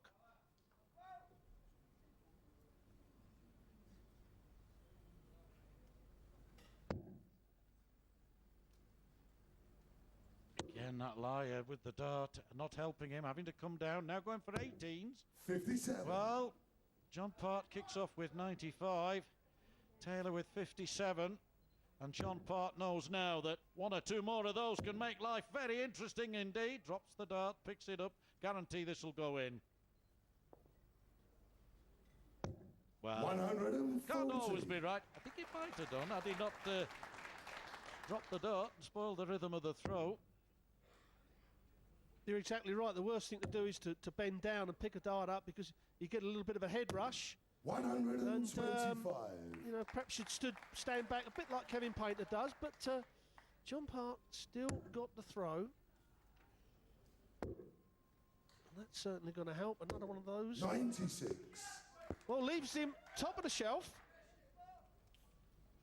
Yes, two treble 20s on the bull, John Part. He knows that he'll be having a go at that in a few moments. But Phil Taylor here, looking for yet another maximum. 140. Unlucky. Actually hit 2 in his first game 170. and 2 in this one. So at the moment he's got 4, looking for a 5th. But he won't get one with his next visit, Rod, will he? It's 179. 80.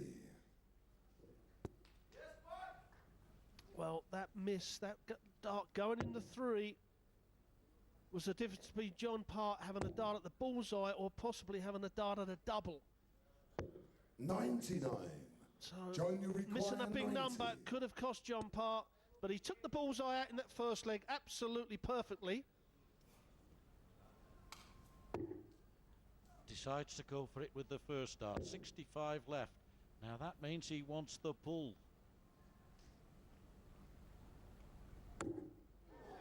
And he went for the treble 15, knowing it left double 10, knowing the single left the bull. Playing the percentages, but Taylor may have double 10, may have spoiled it. Game But show John with Part, he full won't play. be back to tackle Phil Taylor. 37. Taylor goes Play. 3-1 up. Phil to He's throw taken first. 3 legs Game in a on. row since Part quite spectacularly finished on 1-2-4. It's been just about Taylor all the way since. Hit back brilliantly in the second leg and has now taken control, Rod, and this is when he is at his very, very best. 139. Yeah, there's no question of that. Once Taylor gets in front of you, I think in the last 20 years there's not that many people have pegged him back. But this man is one of the players that can do it. 96. I think the one that sticks in my mind, John, is the World Championships against Barnveld, when Taylor was 3-0 up and Barney got it back. Yes, indeed. That a match, mind you, which lasted best part of 3 hours. 83. And we did say, didn't we, earlier, that Taylor wouldn't be far away from the 100 average tonight. Didn't achieve it in his opening game, but you can see there, almost 10 points ahead of 58. John Part.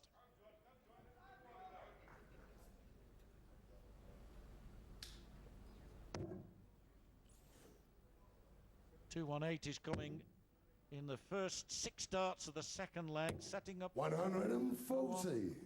4-1 finish for a 9-darter. Got the treble 20, but was Well, surprisingly, some way away from the treble 19. Well, those percentage on doubles you'd settle for. Phil, you require 139. Phil normally looks at 60 plus, but on these short games, he's happy with that. Again, a dart a little bit high, but he's staying there. Can see the left-hand side of the treble. And now, starting 99. To get clinical, Taylor.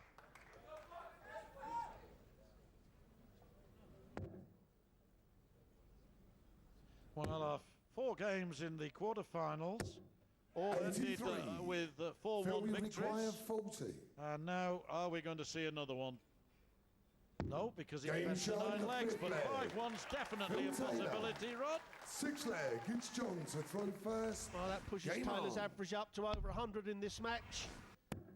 For the first time tonight for Taylor. John Park, just there we have it. Taylor now over the 100 mark, and you know he's going to push on even a tad more in this leg. And as I say that, that's the commentator's curse, I think they call that one. 81. Yes, a 3-dart average, lightning precision on the changing effect of each dart. But still, 83. Just over the 3 figures, Taylor. And he has been known to be as high as 115, 114, 113, and regularly around 105, 107, 108. 140.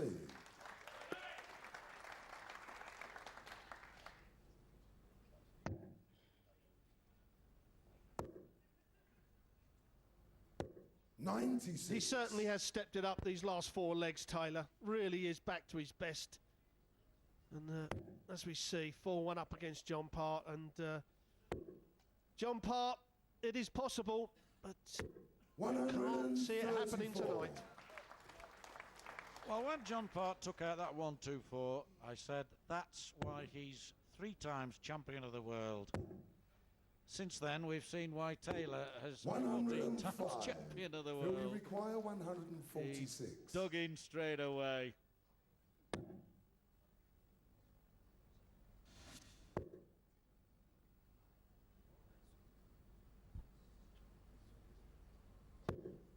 $42.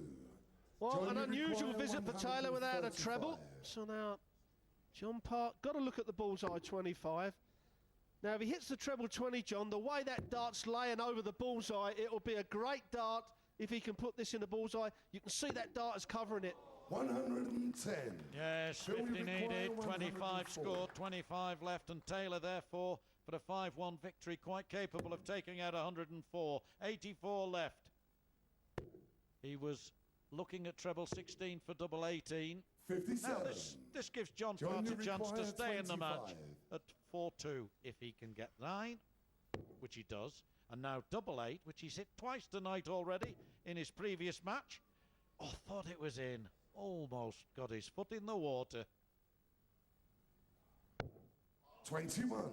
Well, we said about the South African players, you cannot miss chances like that, because Taylor will win the match with double 16. 31. John, Taylor misses again. No, John Part. Double 2 for a big man. This is not the greatest of doubles. Double 1. Well, he's got it that time. Both players messing about in that leg, but John Part puts himself back in the leg. And you can see Taylor just giving him a tap on the knuckles and said, well done, mate, we messed about on that, but let's see what we're going to do in this leg. Yeah, let's see, Rod. Let's see what we're going to do with this leg. What can you say? You sort of knew what he was going to do in this leg. Yeah, you kind of did. And he'll be thinking 9 darts. 45. That's what's in his head. You could see in his face there when he missed that treble. Well, you knew when the first dart went in, it was... 134. Frankly, it was bespoke tailoring. It was inevitable the other two were to follow. So many times you see it. 53.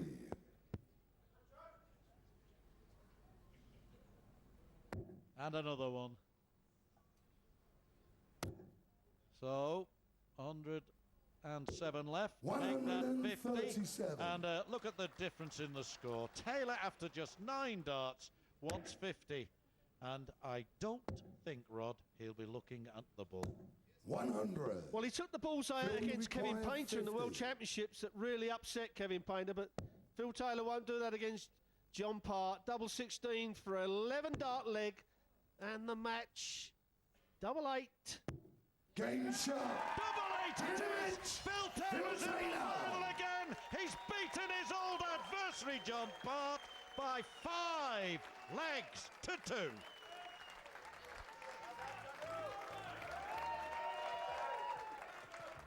Phil Taylor through to the finals here at the Virgin Atlantic South African Masters 2009 from here in Johannesburg. A 5-2 victory, good 1-2-4 on the ball from John Parr in that first leg. Taylor definitely had the 9-darter on his mind. We'll chat to him in a moment. But a 5-2 victory for the 14-time champion of the world. And who will he play? Will it be James Wade or will it be Mervyn King? Phil, congratulations. You did have that 9-darter on your mind. There's a certain matter of £10,000 up for grabs if you manage to get it. Yeah, is it ever? Yeah, of course I do. Yeah, I'm greedy. I want the money. I wanted to do it anyway if I can. Obviously, you know, I did one a couple of weeks ago on TV, so I've got 7 now, and Ronnie O'Sullivan's got 9, so I'm after you. But it's great to play John. He's a great player. We're both struggling with the climate, actually. Not the climate, but the altitude. Does it affect the way the darts fly because we're at 6,000 feet above sea level? It does. They start going up like Superman. It is a little bit difficult. Yeah, you seem to just be... They go through the air quicker, I think, so they just travel a bit faster than they normally do. But we will get used to it, you know. We need a longer format, really, but we're OK. It looked like you'd really had a game on your hands when he took that 1-2-4 on the bull in the very first leg, and you were thinking, hang on a minute, John Parr of old here. I did, and I think once he takes 1-2-4 out, his confidence is high. It's going to be difficult to get the darts back, and in your mind you're thinking you've got to do a 9-darter or have a shot at it. And as soon as I hit the 180, I thought I've got a shot here, and then I hit the other 180. Just my first dart is hitting the wire, hitting the top of the wire, and as soon as that drops, when your arm gets a bit tired, then it'll drop down a bit. So hopefully in the final, it'll drop. Just a word about the South African players, because there's a lot of potential in this nation. I thought they were rubbish, to be honest with you. See? No, they were very good. Each year, no, I'm only kidding. Each year that we come, they're getting better and better. I've been watching them practicing as well. They're more confident. They've been on stage a few times now, so they're getting more and more confident, and it's going to come through. They need more competitions, really. You know, they haven't got enough of these tournaments to play the big boys as such. So as soon as they do, then I think you've got a battle on your hands then. Hey, congratulations. Ladies and gentlemen, put your hands together for Phil Taylor through to the finals here at the South African Masters. But who will he play? Will it be James Wade or will it be Mervyn King? The second semi-final is on the way next.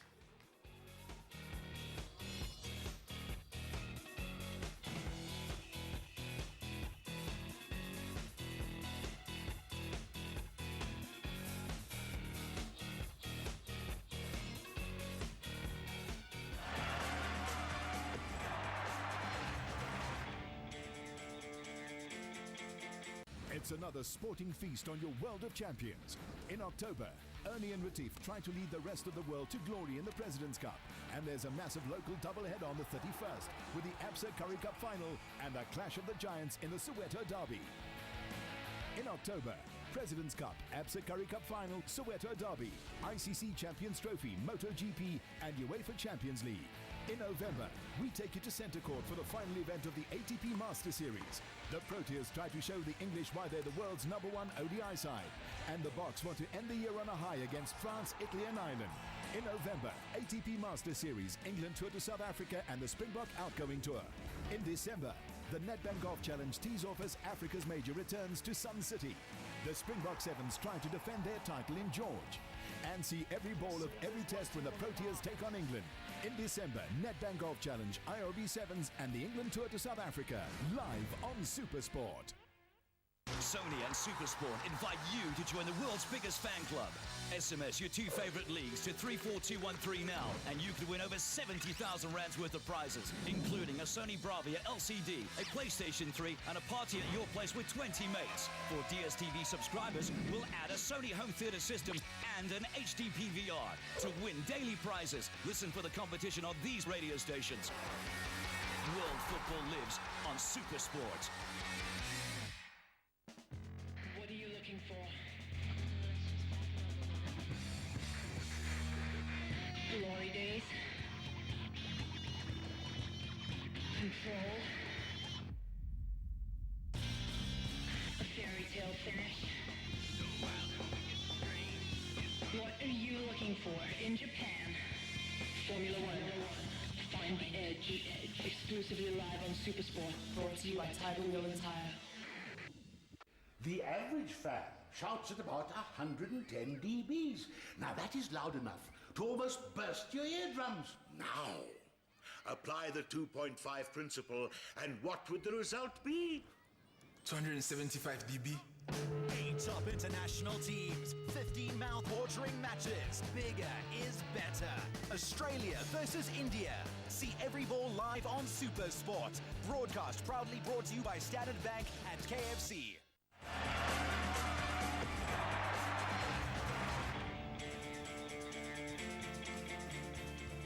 Big Time Darts live from Johannesburg tonight. We've seen Phil Taylor reach yet another final, a 5-2 victory over John Part. And he wasn't too far away from a 9-darter. He's definitely got that on his mind, hasn't he, the power? But who will he play in that final? Will it be James Wade, the world number 2, or Mervyn King? Repeats of the Premier League final of this year. Wade victorious on that occasion. Can Mervyn King get revenge? Your commentary team, Rod Harrington and John Gwynn. Yes, and that occasion several months ago now, but we all remember King never turned up for the opening part of the contest. Went 6 legs down and in the end gave Wade something to think about. But they played against each other a time or two since then, Rod, and I would reckon that really hasn't got much bearing on this contest here we're going to observe now. No, I think you're right. That Premier League final, I think Mervyn King, because he'd just moved over to the PDC and having them 2 big games on that one night, I just don't think he knew how to adapt to it. 100. But certainly, he's learning this game, an exceptional player, as is this young man. Love watching this young man when he's flowing. 140. Really has got everything, hasn't he, James Wade? Well, yes. Apart from a world title. Indeed. I'm always reticent to say inevitably that will come, because a world title is hard to achieve. And you know that as much as anybody. And there are a lot of good players like yourself who have got 95. Have the quality for it. But maybe a certain Taylor's the reason, Rod. Well, it was a certain Priestley at times in the 90s yes. as well. You forget that Dennis was up there with the power. But you're right, you know, there's sometimes when you feel that you should win the championship and you just have a little bit of bad luck. And it only comes around once a year, as we know. And look at this throw.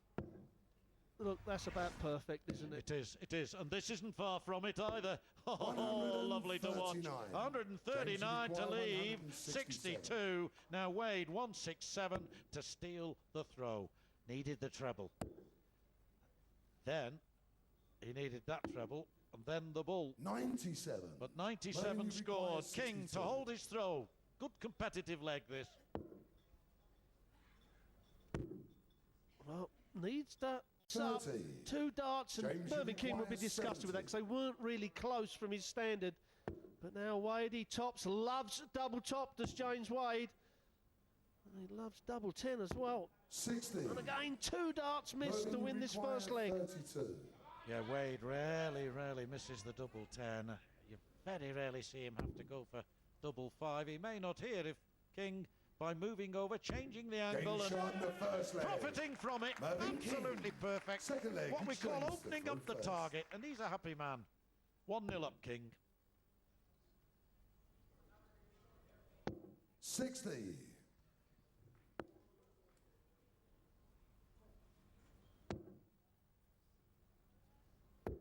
Oh, yes. 96. 96. Well, there we have Mervyn King's release, and that's a good high action. You know, the wrist really extends at the target, kind of throws his index finger at the treble when he releases. And as I said, unusual for Mervyn King. As he brings that dart back under his eye, he rolls it back. There we see it. He just rolls it back, which is unusual to move the dart in the grip on what I would say the backlift. He may not even be aware of the fact he does it. Just habit. Well, he certainly doesn't want to be told, because you don't want to think about it, John. Absolutely. There's nothing wrong with it. No. No, it's not a criticism, it's an observation. Oh, no, absolutely. I always remember Bristow telling me before I played him in the World Championship once. 40. He stood behind me and asked me if I breathed while I threw the darts. And I didn't know, and I kept thinking about it, and it was just a little bit of gamesmanship. Incredible thing. I mean, I'd never forget it. 61. No doubt watching this as well. The great man, Crafty Cockney.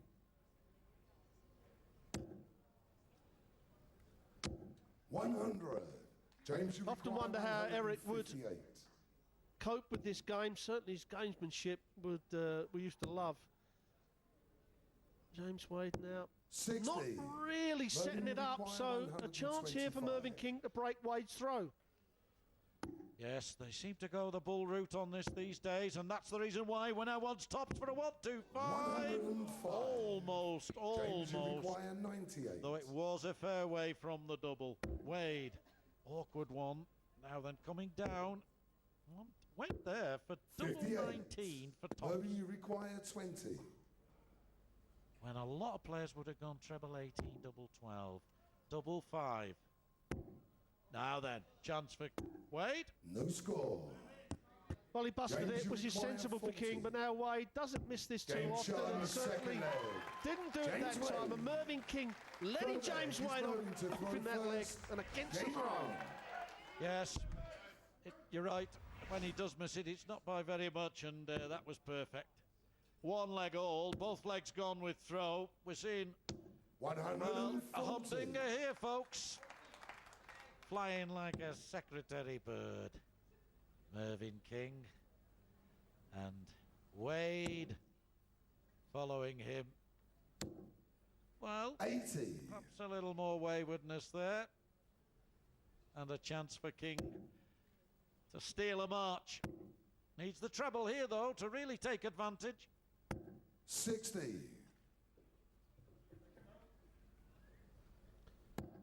Well, Wade needing a big score here. Probably will switch again. He can't see that treble 19. And that is one thing another 133. James Wade has learnt to do, is switch very quickly.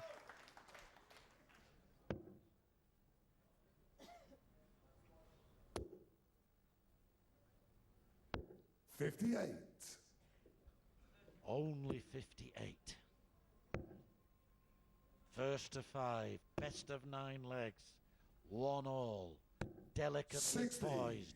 Winner meets Phil Taylor in the final of this South African Masters 2009 in this delightful 100. venue in Johannesburg. Springtime in Johannesburg, Rod. 85 degrees and perhaps even more today. 98. Super duper Mervyn, you stuff. require 143. Yeah, an absolute beautiful setting here, the Empress Palace. Of course, the World Cup will be here next year in South Africa. And looking forward to our England team, the way they're playing, John. So that should be 87. perhaps a chance for us to James, you require get a world title. 130.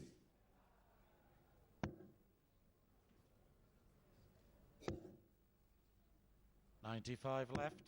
55. Mervyn, So, you require for 56. a 2-1 lead and to maintain. Yes, double 4 often does that, King. And that's Game why. shot on That's the a third lovely leg. clinical finish. Mervyn King, And he fourth and leg, Roland James Shelton to throw both first. on 56 go treble 16, double 4, and he did it beautifully. Yeah, Mervyn King 60. loves that double 16. When he wants 80, he'll always go for the treble 16 instead of the 20s, where guaranteeing himself a double top, you know, he goes for the bullseye. So, you know, strange ways, but it's 41. What you feel comfortable with.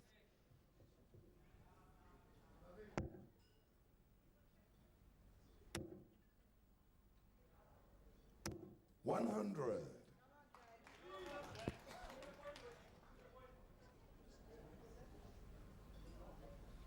The gravel voice of Russ Bray, the referee. I wonder how many hundreds he's called in his career. 60. Not a bad dart player on his day. He even played Super League and County at one time. I believe so. So knows the game inside out. He certainly does. As do the 41. chalkers. They've all played the darts at a fair standard. You don't see many mistakes from them boys, that's for sure. 140.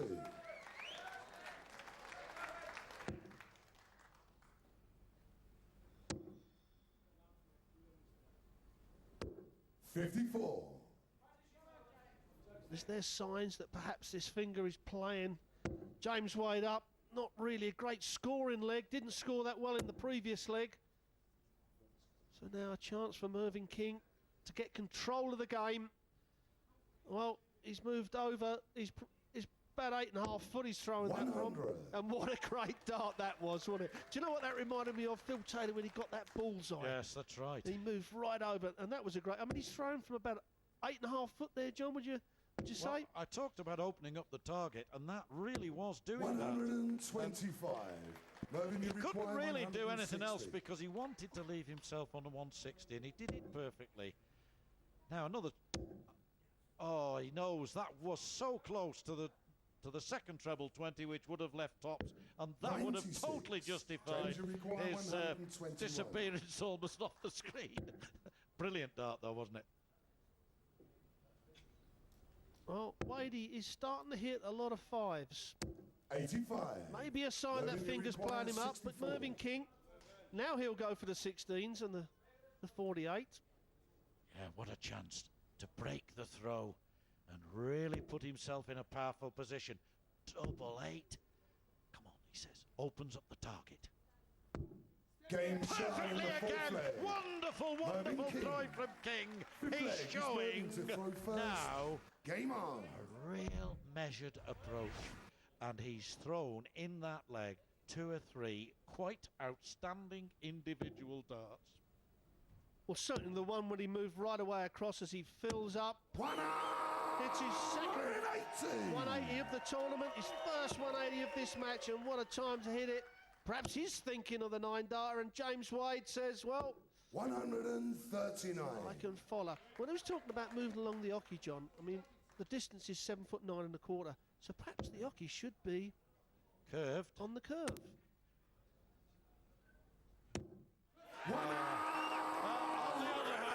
Just leave it where it is, Mr. Harrington.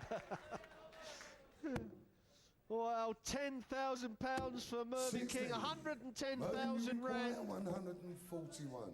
If he can take this out, and he's taken this out absolutely hundreds of times in his darting career, can he do it this time? That's the first one. Treble 19. Double 12 for a 9-dart. Yes, Mervyn King takes out a 9-dart. What an absolute brilliant performance from King. £10,000 richer. Wonderful, wonderful, wonderful. You could even say that he was building up to that. Some wonderful darts in the previous leg, and the perfect 9-dart finish for Mervyn King. And the two of them hugged each other. 110,000 rand, £10,000, and that is in his pocket 60. now. Brilliant. And to hit it in South Africa in front of their crowd, John. I mean, we couldn't ask for any better, could you? You know, we come to South Africa, the PDC and Sky to sell it around the world, and when one of our top players does that, we just go, that's why we're bringing them to you.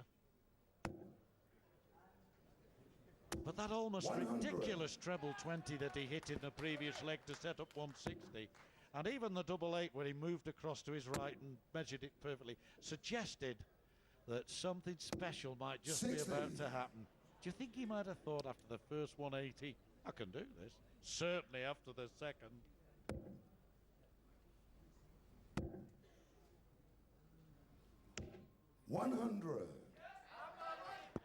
Yeah, normally after you see a 9-dart leg, it does die a little bit, but Mervyn King still in there, looking to close this game out. And have to say, James has really not been on his game. That finger is playing him up, there's no question of that. But that's not taking anything away from Mervyn King.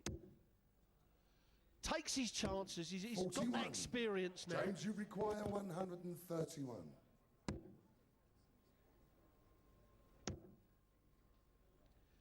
No, 83.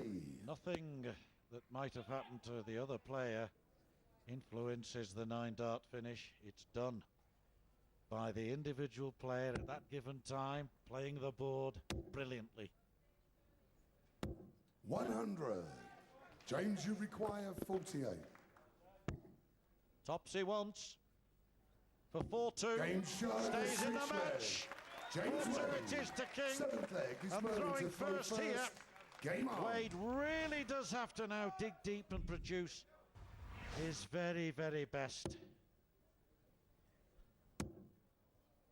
Well, we can't be far off, John, seeing 2 9-darters in the same match, are we? You know, the longer distance games, obviously, there's more of a chance, but, you know, it's got to come. There's so many of them being hit. Terrific. Absolutely terrific. He's got to win this leg. Of course, the others as well, but this one, he can only think about 45. one leg at a time, and he's got to win this one against the throw. What a time to hit a 180, therefore. Needs to follow it up, though. King not far behind. Good cover 82. shot. Great cover shot. Well, he's certainly got the throw on Mervyn King. Well, I'll tell you what, Rod, they call this the Palace of Dreams, and a dream fulfilled for this man. 100. What a moment.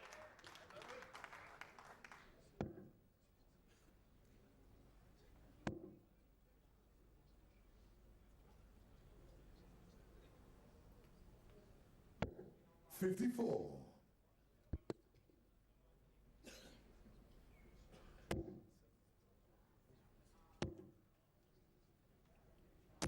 60.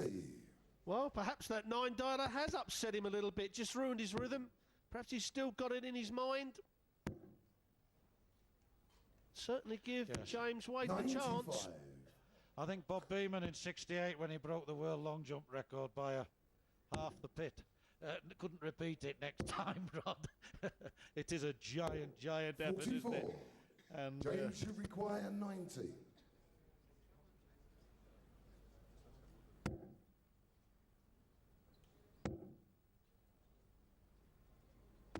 $65. Mervyn, you require Well, this will be 152. a massive shot for Mervyn King. If he hits the treble, he wants to see that dart sitting in there perfectly. Well, he's not hit it, so James Wade's coming back for his favourite double 10. James, and a chance, if he holds his throw after this, to level it up. oh, he likes this double 10. He's deliberately gone for it. That's not a bad dart. A fraction inside. There you are. It was a perfect dart to use as a guide. He might even have feathered it on another occasion. Didn't need to there. He knew exactly how far inside it he needed to go. And he's still very much in this match, Rod. 95. Well, hold your throw. And we're to the tiebreaker. And that's when the one that can hold their nerve the most. 100. Certainly Mervyn King's starting to shake his head now. Well, he knows that should it go to the deciding 60. leg, he has the throw. Doesn't give you total comfort, but it helps. 99. Well, James Wade, when he was 4-1 down, would have bitten your hand off for a tiebreaker chance, that's for sure. 85. I'll tell you what is worth mentioning, whatever rivalry exists between these pros, and these two, after all, Wade did beat King, as we've said, in the Premier League final. And whatever the rivalry exists between them, Wade spontaneously hugged King and congratulated him on achieving that 9-darter. 140. Maybe you require 170.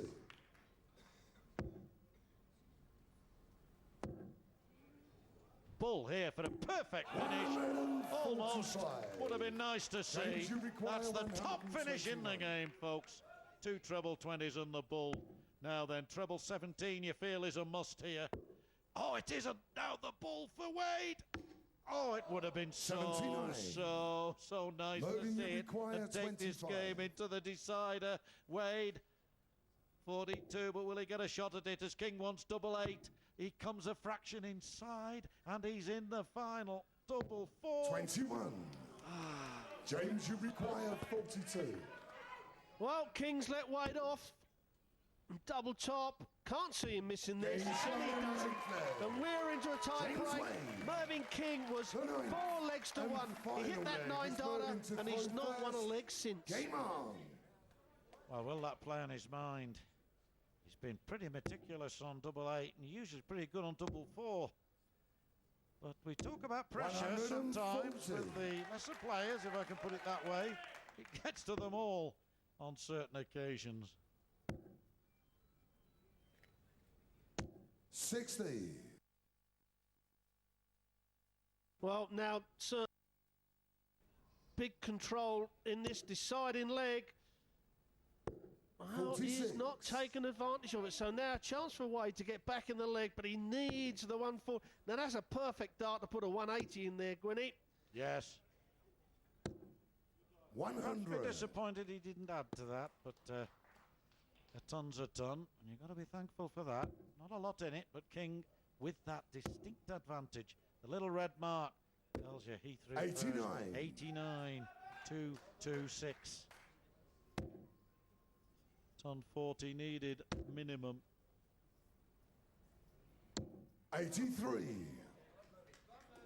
Just drifted into the ones, and now King still got a big advantage. Can he take advantage of that? Needs a treble though.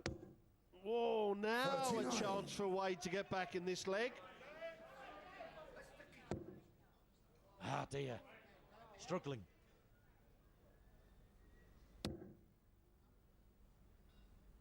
Shoulder going into it as well. I'm beginning to wonder if that finger is beginning to show its effect, Rod, because that he jerked. Well, you certainly put unusual there. Yeah, you certainly put your shoulder into the throw. It's 9 times out of 10 the dart will go low. And Mervyn King again moving over to the right-hand side. This time he didn't get the treble. James should require 100. So now an outside chance here for Wade. If he can just leave the double, King may only have a dart at the bullseye. So 53 left. 93. Tops. Mervyn, you If he require goes, 90. King wanting 90 for a place in the final of the South Africa Masters against a certain Phil Taylor, the reigning champion. Not going to happen with this throw, and it 28. may not happen at all for King as 40. Wade for the match, coming back from 4-1 down, a fraction down, and it's 5-4 to Wade. A wonderful comeback for the left-hander. A brilliant match for King. The 9-dart finish was his last winning leg, and now James Wade will meet Phil Taylor in the final of the South Africa Masters 2009. He's won 5-4. What a fight back from James Wade there. Really good performance. A 9-darter from Mervyn King. And confirmation of what's happened in the semi-finals here at the Emperor's Palace. In the South African Masters, Phil Taylor, a 5-2 winner over John Part. And James Wade fighting back from 4-1 down to eventually beat Mervyn King, who got the 9-darter along the way. James, congratulations. A good fight back there. Yeah, I mean, I'm over the moon with that, so can't believe I just won the game. So, you know, hit a 9-darter and I come out to be the winner. It's great. It seemed to throw him that, didn't he? He didn't win a leg after that. No, I mean, I didn't win the game. He let me have the game. So I started. No, I mean, I started pushing a few darts towards the end. You know, I'm in the final. Wow. How can it affect you? Because you've had 9 darters in your career. How does it affect you? The adrenaline rush must be quite incredible. Lesser experienced players, it probably would affect. Someone like Mervyn, he's done more than 9 darters than I've probably won games. You know, it wouldn't have affected Mervyn. I just think it wasn't his night on the board tonight. You know. And he can celebrate with 110,000 rand, £10,000. He won't feel too hurt about that. Yeah, I know. Just your thoughts on the final. Phil Taylor again. Talk us through what could happen here. Yeah, I got Phil in the final, obviously. And I've got to the final more than I thought I'd do tonight. So, you know, every game I've won's been a bonus. And I shall try just as hard against Phil as anyone else. Because we were worried about you. You had this finger injury. It doesn't seem to be problematic for you. Or is it? It's not the most comfiest finger I've ever had. But no, it's all right. You know, just keep going. Keep fighting through the pain barrier. We'll see you in the final in just a few minutes' time. Ladies and gentlemen, put your hands together. James Wade. Through to the final of the South African Masters. The final itself, Phil Taylor, James Wade, is on its way shortly.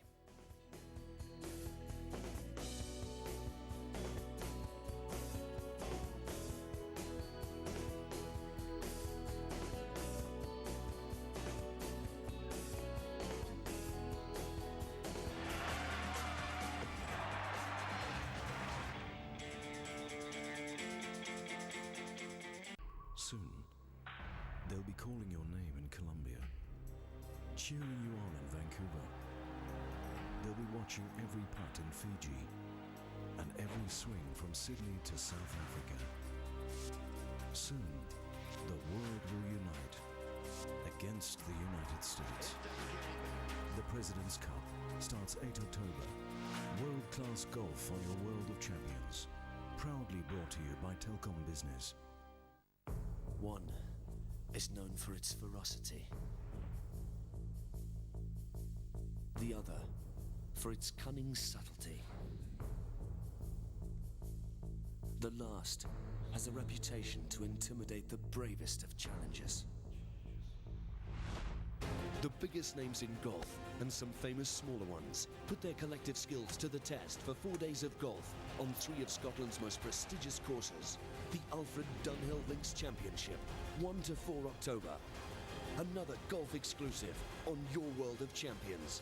Proudly brought to you by Dunhill London. You get models, and then you get supermodels. You get heroes, and then you get superheroes. You get bikes.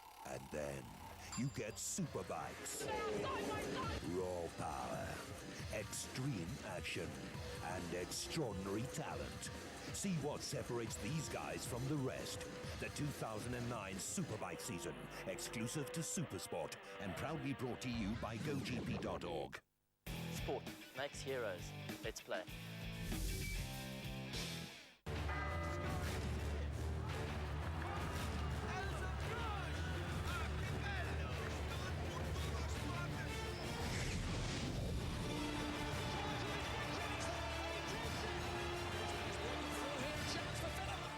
Follow the stars to where they shine brightest. The UEFA Champions League. Follow the live star-studded action of the crucial group stages. World football lives on Supersport.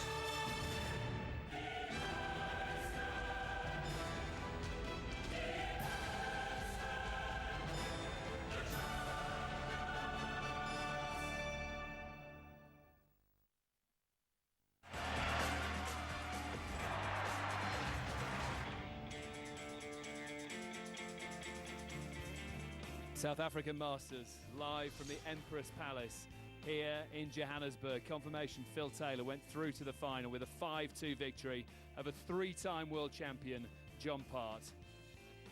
And a 9-darter from Mervyn King, a £10,000 cheque, but it's not enough as James Wade battles back from 4-1 down to clinch a 5-4 victory. The final is fast approaching. World number 1, world number 2, Phil Taylor against James Wade. So we've seen a bit of darting history here in South Africa. The perfect 9 from the King. 2 or 3 quite outstanding individual darts. Well, certainly the one when he moved right away across as he fills up. 180! It's his second 180 of the tournament, his first 180 of this match, and what a time to hit it. Perhaps he's thinking of the 9-darter, and James Wade says, well, 139. I can follow. When he was talking about moving along the hockey, John, I mean, the distance is 7'9½", so perhaps the hockey should be curved on the curve.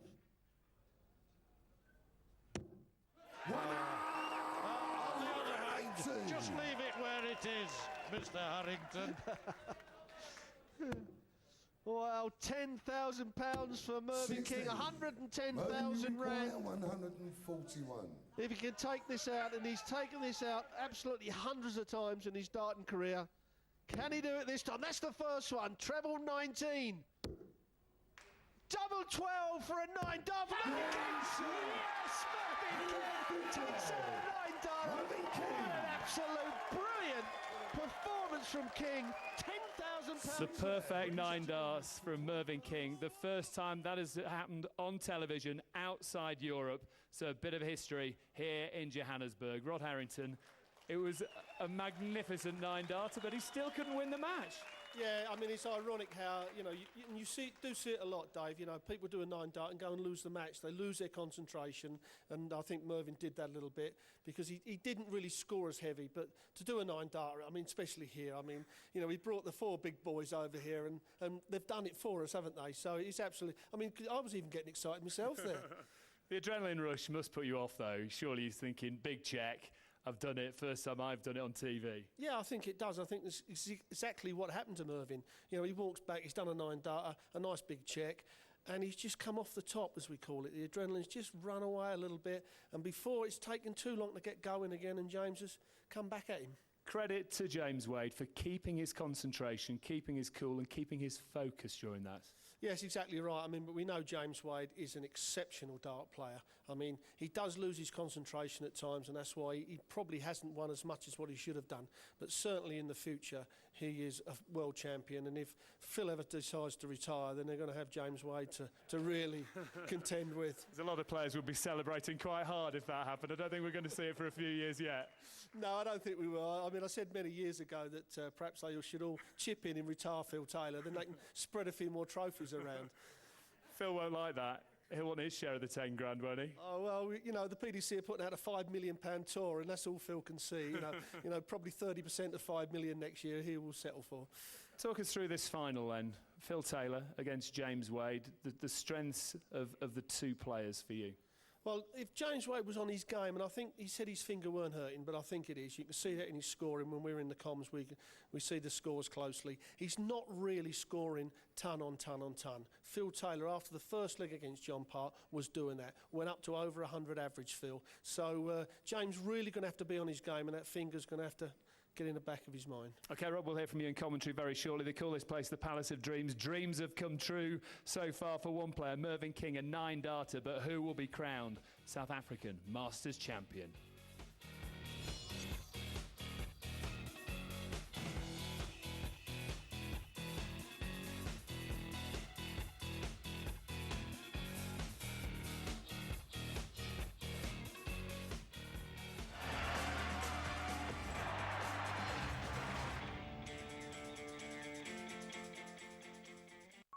There's something different about Nedbank. Only their affinity accounts help worthy causes at no cost to you. It takes a smart investment bank to care about sustainability. I do good, and I'm a local hero in my community because I bank with them. So yes, when you look at it, there's a bank that's doing things differently. Make things happen. Nedbank. You get models, and then you get supermodels. You get heroes, and then you get superheroes. You get bikes. And then you get super bikes. Raw power, extreme action, and extraordinary talent. See what separates these guys from the rest. The 2009 Superbike season, exclusive to Supersport, and proudly brought to you by GoGP.org. What a season. What a year. For a team that may go down as the best Springbok side in history. Sharita Prayer has scored his fourth try. Sean de Villiers is through. The interception. It's over. It's all over, and South Africa have won the Tri-Nations tournament. You witnessed every moment of the Springboks becoming Vodacom Tri-Nations champions on your world of champions. This weekend on Supersport. On Saturday, emotion and intensity reach boiling point when the ICC Champions Trophy enters the semi-finals. The happy people will be overjoyed if their Buccaneers can claim maximum points against our feisty Free State Stars. And who will have the bigger bite when the Lions travel to Durban for a crucial clash with our mighty Sharks? Then on Sunday, Team Braun will be hoping to wrap up the Constructors' Championship early when F1 rips through Japan. After meeting the challenge of 3 courses, there can only be one winner of the Alfred Dunhill Links Championship. And when 2 giants meet, the grass suffers. It's a grudge match with a capital G. For entertainment with a capital E, stay on Supersport. What is the going rate for a New York City hostage? Maybe I'm not the guy you should be talking to. You are exactly the guy I want to talk to. They want me to take the money down to the tunnel. When you put your socks on this morning, did you ever think... Tell them 1, 2, 3.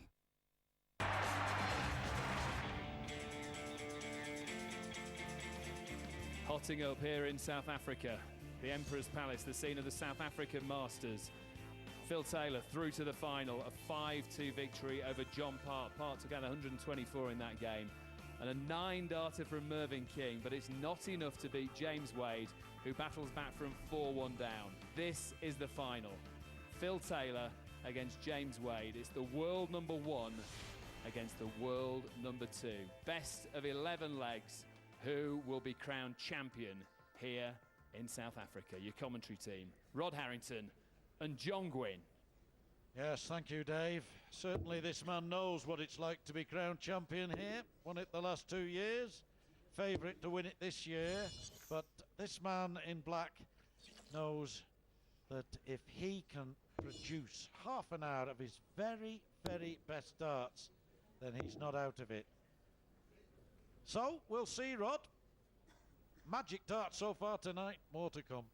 Absolutely brilliant, John. I mean, can't ask for anything more than bringing these 4 players over and doing what they're doing, especially Mervyn King.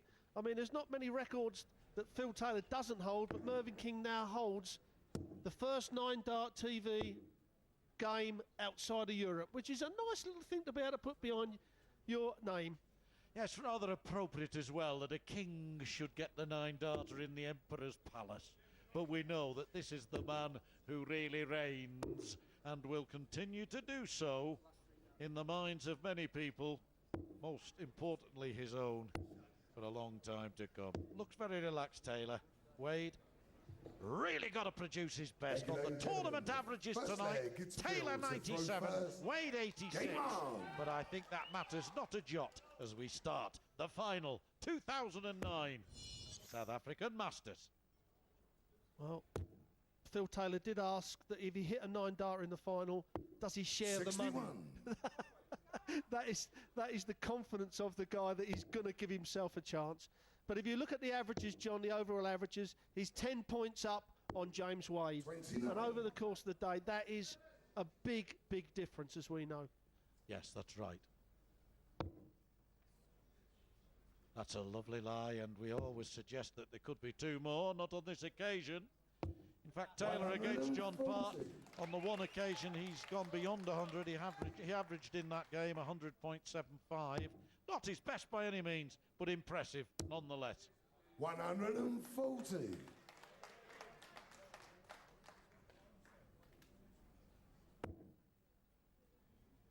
Well, we talked about that dart that's been going high, John, and we talked about it today over lunch. Because the air's so thin, and even Phil Taylor suggesting that it's flying through the air a little bit quicker. Yes. And so that's why it's going above the treble, because he's certainly had a lot more darts above the treble than he normally has. Yeah, inevitably it's going to be a factor. Minimal though it is, such is the precision that is 100. expected and needed, that it can make a difference, and has done. Now others might say, well, King got a 9 down. 81. It didn't affect him. Phil, we require In normal 104. conditions, maybe he wouldn't have got it. No, congratulations, Mervyn. Brilliant stuff. Taylor now looking at 4 for tops for an early lead. Oh. 64.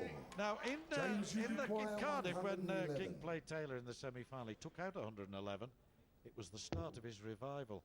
It wasn't this way. Wants treble 17 now. Now tops here. Oh yes. Oh, what a pity. He caught that dart. I'm not sure that he'd had the carry. We'll never know. But it was a genuine chance. This is, oh, that's a bit low from Mr. Taylor. Don't see him miss from that off that distance very often. Double 5, but he clips it with his third dart. And as a player, you stand behind your opponent, and when he's missed 2 darts, you think, no, he can't hit it with the last dart. And when he does, John, it does get at you. It eats into you. 44. Yes, it's a form of darting torture, really, isn't it? Just when you think you're going to step up and have another go. Game 2. Taylor wins another leg. 59.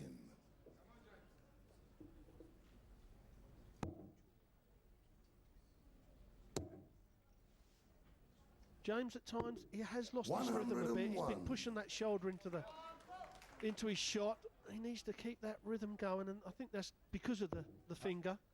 I'm pretty sure it is, because if he's got a sore finger, it's not the actual release of the dart, 85. I believe, where the hurt is felt. It's the follow through, where the injury will be felt most.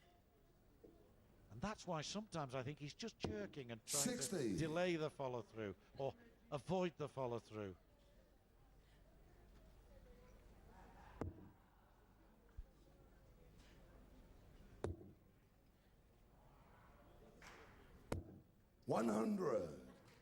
Well, James Wade says that because of his finger, he's pulling the dart just a fraction further back into the side of his face.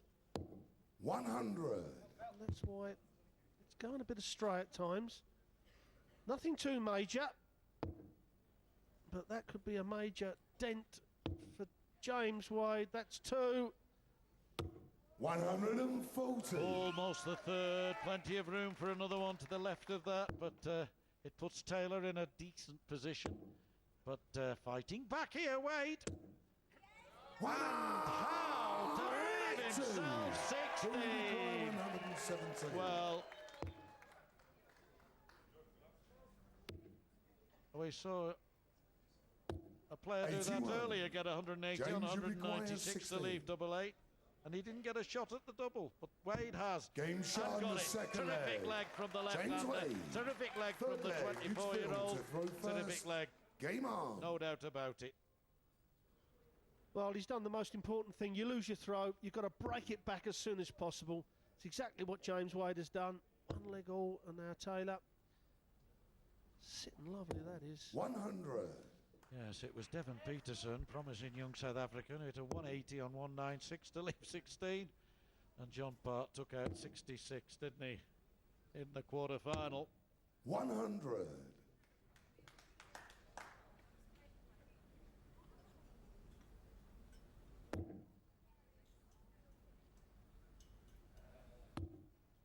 Beautiful adjustment. Superb from that first start. 100. Gets the ton.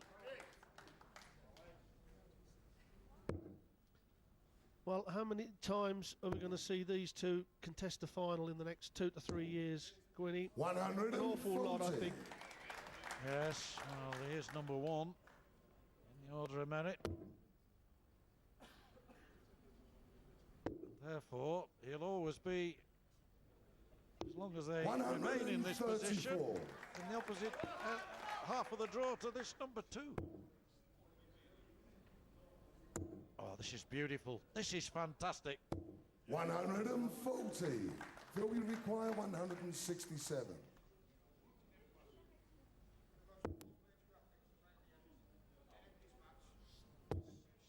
Well, James Wade's going to have a go at this 1-2-1 to break Phil Taylor. James, 2 legs on the trot. 121. He's starting to certainly get the rhythm. I mean, this leg scoring-wise has absolutely been brilliant for Wade. Bullseye for James Wade. 96. Well, we'd call that pin high, Phil, but not really close 70. by their standards. Yes, good expression, pin high, but good length, but wrong line. Now then, tops he wants to deny Wade that break of throw that he's seeking, but Wade may James, not you be require denied. 25. 9 for double 8. He's hit the double 8 just a few moments ago. He's going his own way. 5 double 10, of course. He's done this before, and that's why he rarely misses double 10. James Wade. Should have realised, Good Rod, leg. shouldn't I? James That's to throw terrific. first. Wonderful Game leg. on. 2-1 ahead and throwing first. Yeah, for some reason, he will leave that double 10 above any other double on the dartboard. 140. I mean, 61. 41, sorry. He goes for treble 7. He does, you're right.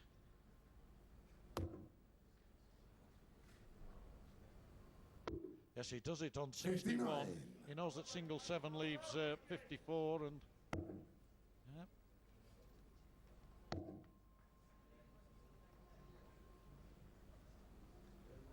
85. That's a brilliant last start again. And you know, he's feeling the effect of that finger, but he's battling through it, Rod. You can see the way he's holding his arm as he's walking away from the hockey and taking the darts out of the board. But my, 120. he's shown a lot of bravery here in my book. Well, I said at the start of the match, he was 10 points behind Phil Taylor in the averages. As he fills up, 140. he is now just over 10 points ahead of Phil Taylor in the averages. So he's really got that. He's now just over 100 in the averages. He's James Wade. Phil Taylor just over 90. 180. Taylor leads at 141. Not a 9-dart leg, but now James Wade, he'll be thinking, I've just hit a nice little straight ton here. Well, a 696. Put the pressure on, John. It's exactly what he's done. Yes, this 141 for Taylor will be as good as the one that King got dramatically last match. Oh, and not batted an eyelid. Just carried on. He's disappointed about it. It was right in the treble 20. 45. This happens sometimes. James, you require 40. So, tops for a 3-1 lead. Real daylight. And halfway there. 20. You know, sometimes, Rod, surely he'd be better off throwing at the target. I know that's what he's doing anyway, but to be so far over when he's so meticulous on double 10, he shouldn't be frightened to single in the 20, I would have thought. Oh, you're exactly right, but Taylor now double 18 to get this leg back. Punish James Wade for missing them doubles. Fifth leg. And I think you're exactly right, John, because he loves double 10 so much. I can't understand why that dart is so far above the double 20. Yes. Yeah, you're exactly right. You can understand it on the double 1, but not in the circumstances he's in there. That double 10, he's only missed it once tonight. That wasn't by a huge distance. 80. Well, what a night of drama we've had. 4 quarter-finals with 4 South African qualifiers. One of them will be in the World Championship. Les Francis in December.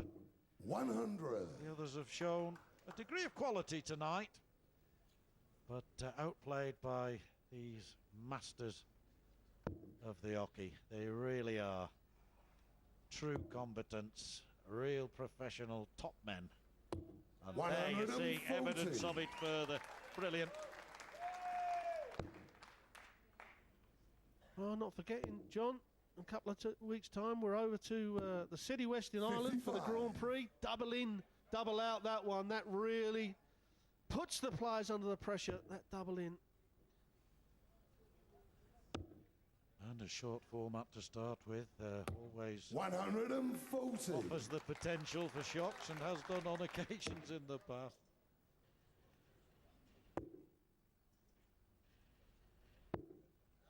$119. Phil, we require 141. Well, Taylor, for the second leg running, looking at 141, making a better fist of it this time, but can't check out. 85. But leaves it handy. Should go 3-2 up. Needs at least a 60. ton. So Taylor Phil, we now, require no 56. real pressure. Big 16. Well, you can see him saying rubbish. Is this going to be rubbish, or is this splitting that double top? 16. And we talk about big James, you numbers. Phil require Taylor, 167. one in possibly 100. Does he miss a big number going for the doubles? Now then, treble 19 for a spectacular effort. Yes, pull for 3-2 against the throw. Oh, 124. dear. Expected that to be very close, Rod, and it wasn't. Yeah, I expected it to be on the wire if it weren't in, but now Taylor, double top to take the 3-2 lead over James Wade in the final of the South African Masters here in the Empress Palace.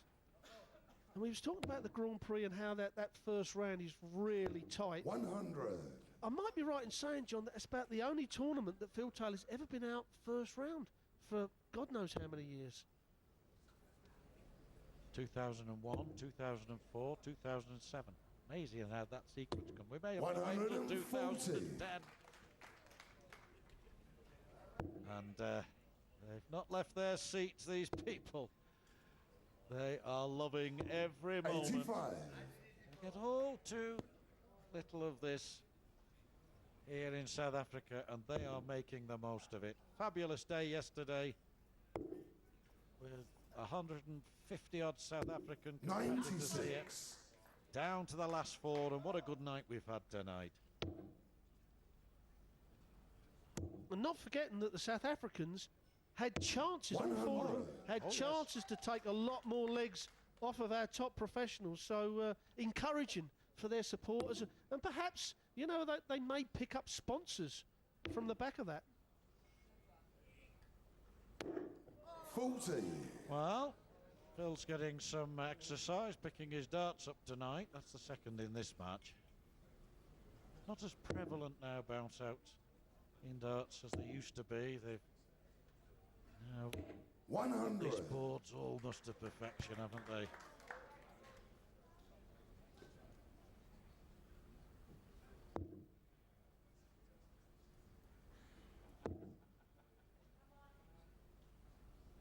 $65. To leave 160, James, you got require his 116. thinking head on.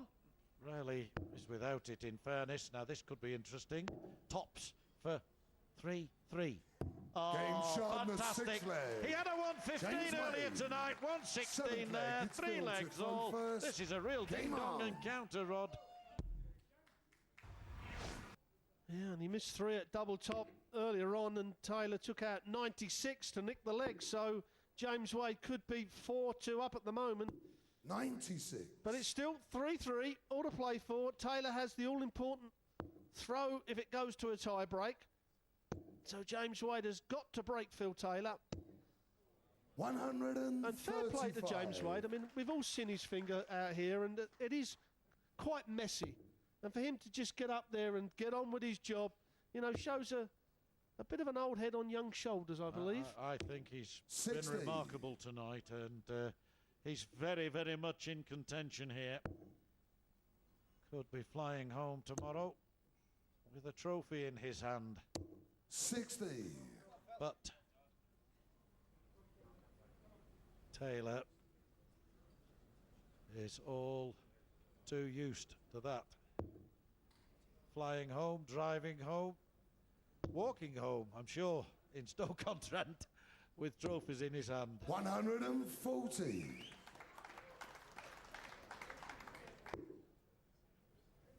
Well, James Wade, when he first went in the practice room this afternoon, after the first 6 starts, he didn't know whether he was going to be playing today or not. So to be sitting here in the final that is an absolute bonus. With a 96.45 average.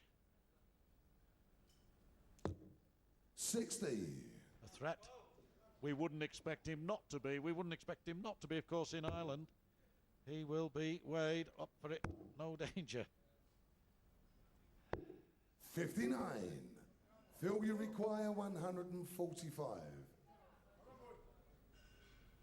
Well, just a big hole in this 145, and as he takes it out, may go treble 19. Double 14 to go 4-3 up, and this is with the throw. 117. Yeah, I've seen him do James, that many you require times on 85. Go for the 167. treble 19, double 14. Now then, he tried this a couple of legs ago, and he missed by a mile. Will he be in this time? He's getting closer there, but he'll be disappointed that he's not at least in the circle, the green one, and especially the red, because Taylor now for 4-3. And Wade has had two opportunities to break Taylor's throw, both of them on the bull, both of them at the end of a 1-6-7 combination. And the score tells you that he failed both times. Great efforts nonetheless to get the treble 20 and the treble 19. And the ironic thing about it, that I mean, the treble 20 was dead centre, the treble 19 was dead centre, like it was in the previous time he went for it. But the bullseye for someone of that standard not to hit 100. The 25 is quite remarkable. Yes, it is.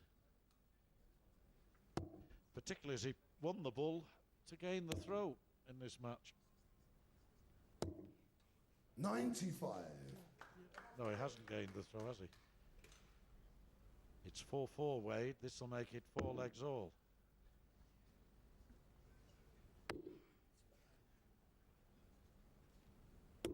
$96.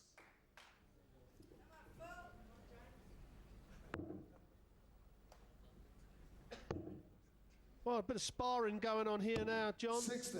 Both players not really taking command of the game. So, Wade, 99 ahead of Taylor, but this now, 7 legs out of a maximum 11 gone, is where Taylor sometimes 58. just puts his foot on the pedal.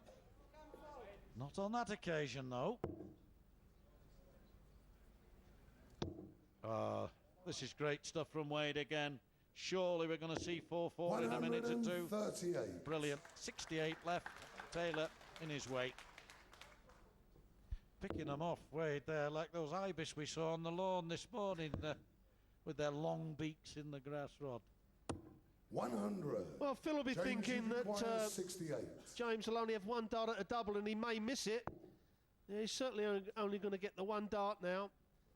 And Phil will come back for 147 if James doesn't. 12. Double top. Game shot in the 8th leg. James Wade. 9th leg, it's Phil to throw first. Yep. Game on. Clinical Wade. We'll drink to that. 4-4. And now it's best of 3 legs, effectively.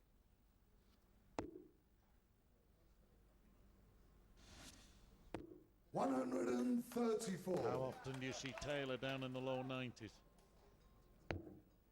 Yeah, that's quite unusual. Phil's normally up on a bad day, 98, 99. 140. Now you have the doubles. I mean, that's reasonable at their standard, but they would be looking for 55 to 65% on average.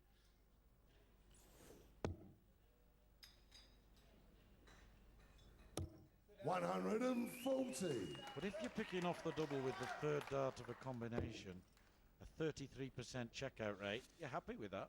The other fella's not going to get a throw, is he? It can be 140. Well, both players have really livened up in this leg. And Taylor's previous 2 throws, Wade's missed the 167. But Phil has not had a chance to break Wadey in the last 2 legs. So if you take the last 4 or 5 legs, it is Wade that's actually playing the better darts. Yes, had more darts at the double, certainly, even if it is in the form of the bull. Eventually, or the first darts at the double anyway.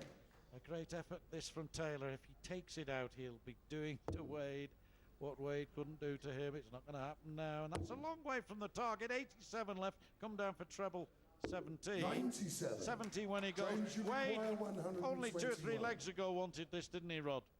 In fact, he got the treble 20, missed the ball. 97. Phil, you require Again, he's 70. moved across the hockey to pick the treble 20 off. Now, treble 18 for double 8 for Taylor.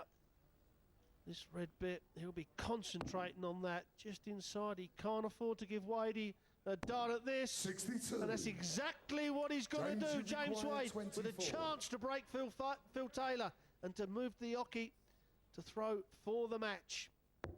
Well, this, in his mind, could represent virtual match point, and it hasn't happened. And you've got to say, Phil, you had you to require fancy that 8. after the 2 darts, but you can see what I mean by the way he's holding his arm, Game shot his on hand, the 9th leg. and that's the 9th leg Phil to Taylor. 10th leg, it's James to So front Wade first. throwing to stay in this final. And I think everybody in this room, 96. other than Phil Taylor, probably wants this match to go all the way. I'm saying no personally, but I think out there in that audience,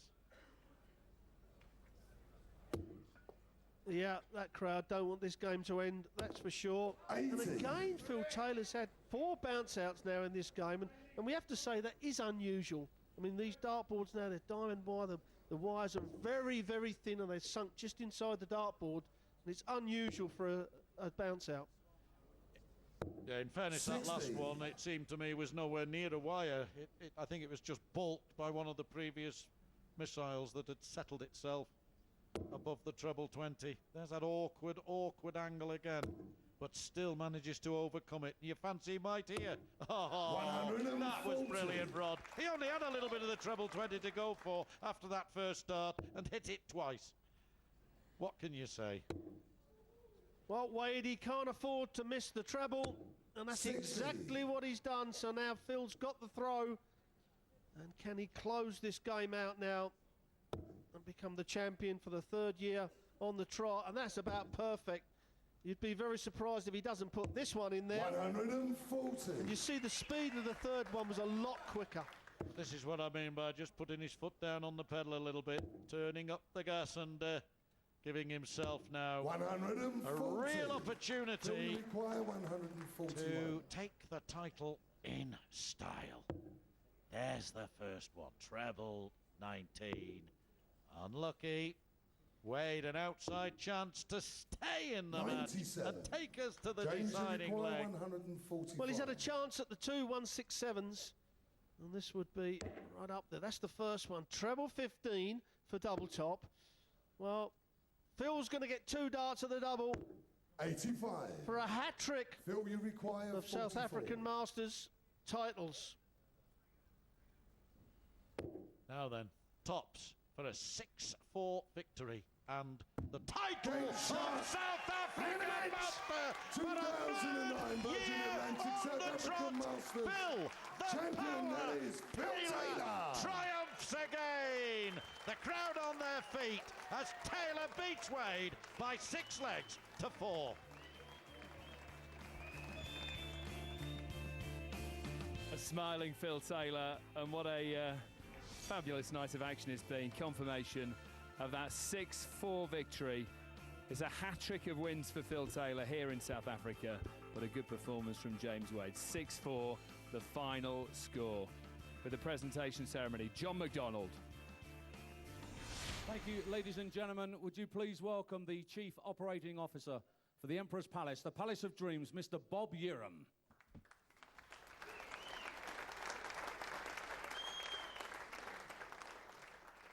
Ladies and gentlemen, would you please show your appreciation for our runner-up, who receives £3,000. It's the machine, James Wade.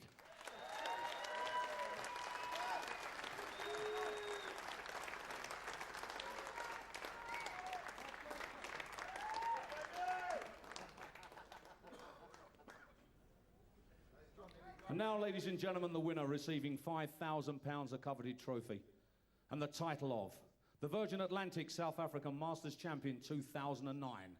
That title goes to the legend, that is Phil the Power Taylor!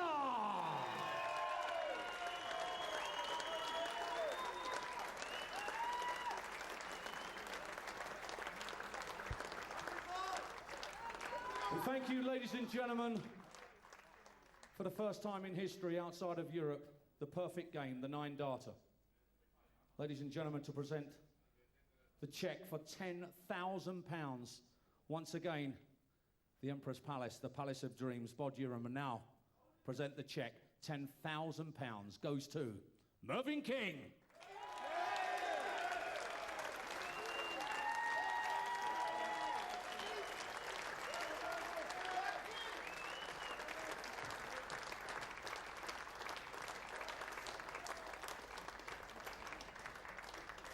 Well, it's been a terrific night of action. Bit of darting history from Mervyn King and another victory for Phil the Power Taylor. Congratulations, Phil. It must make you very proud to win this tournament once again.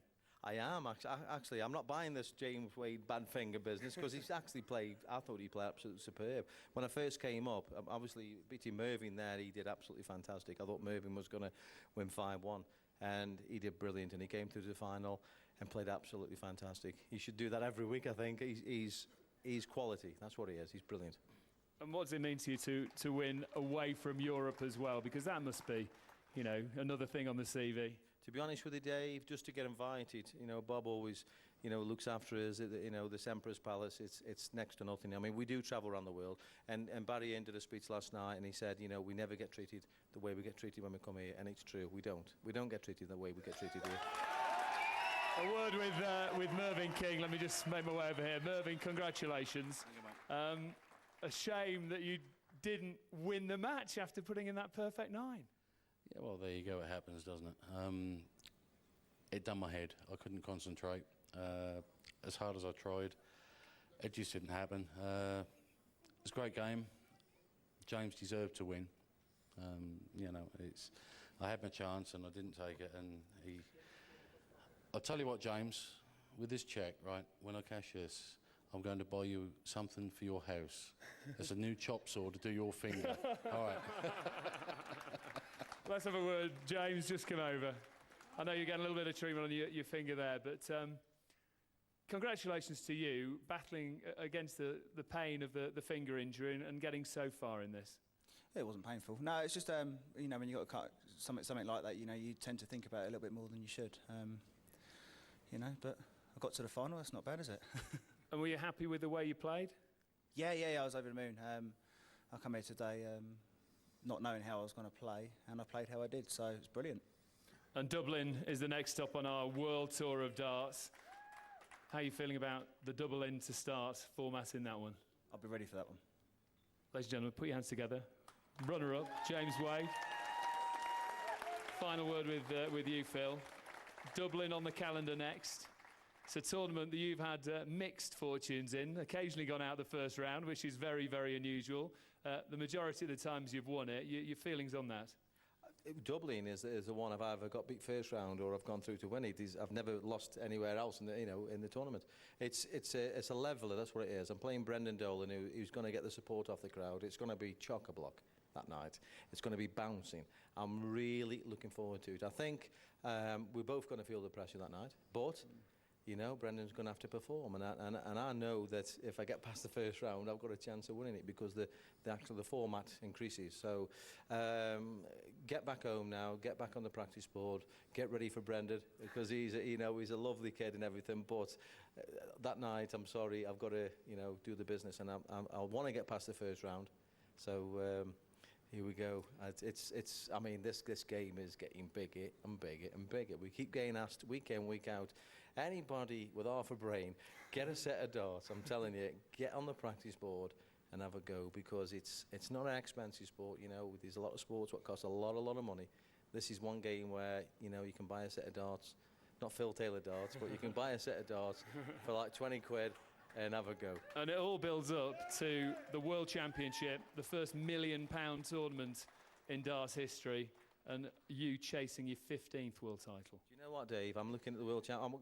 I've said to Christopher, when I get back, we're going to get ready for the World Championships now, you know.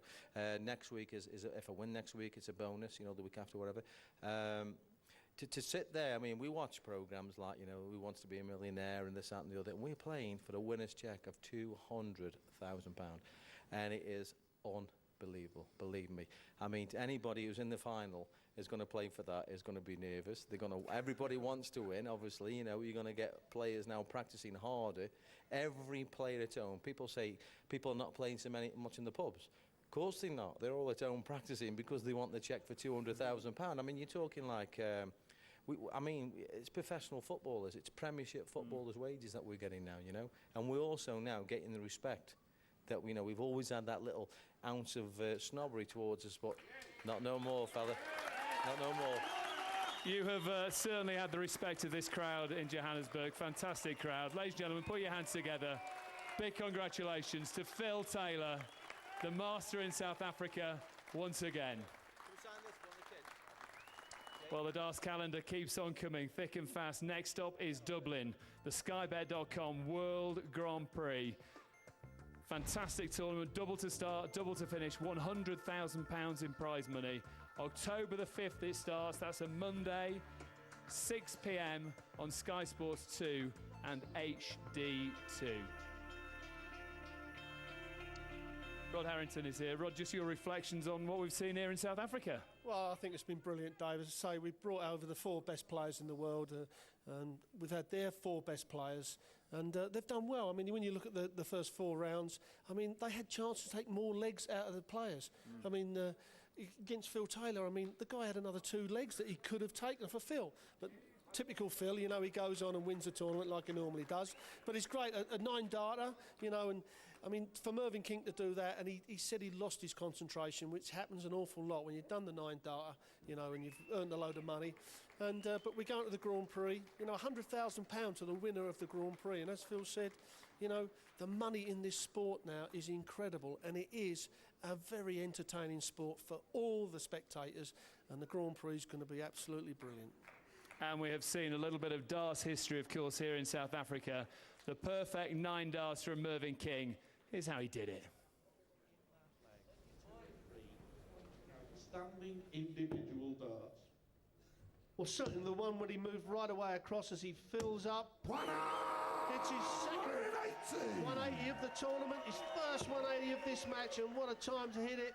Perhaps he's thinking of the 9-darter, and James Wade says, well... 139. I can follow. When I was talking about moving along the hockey, John, I mean, the distance is 7'9 1/4, so perhaps the hockey should be... curved. On the curve.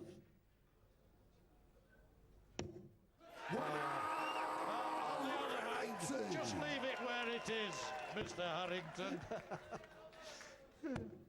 Wow, £10,000 for Mervyn King, 110,000 rand. 141. If he can take this out, and he's taken this out absolutely hundreds of times in his darting career, can he do it this time? That's the first one, treble 19.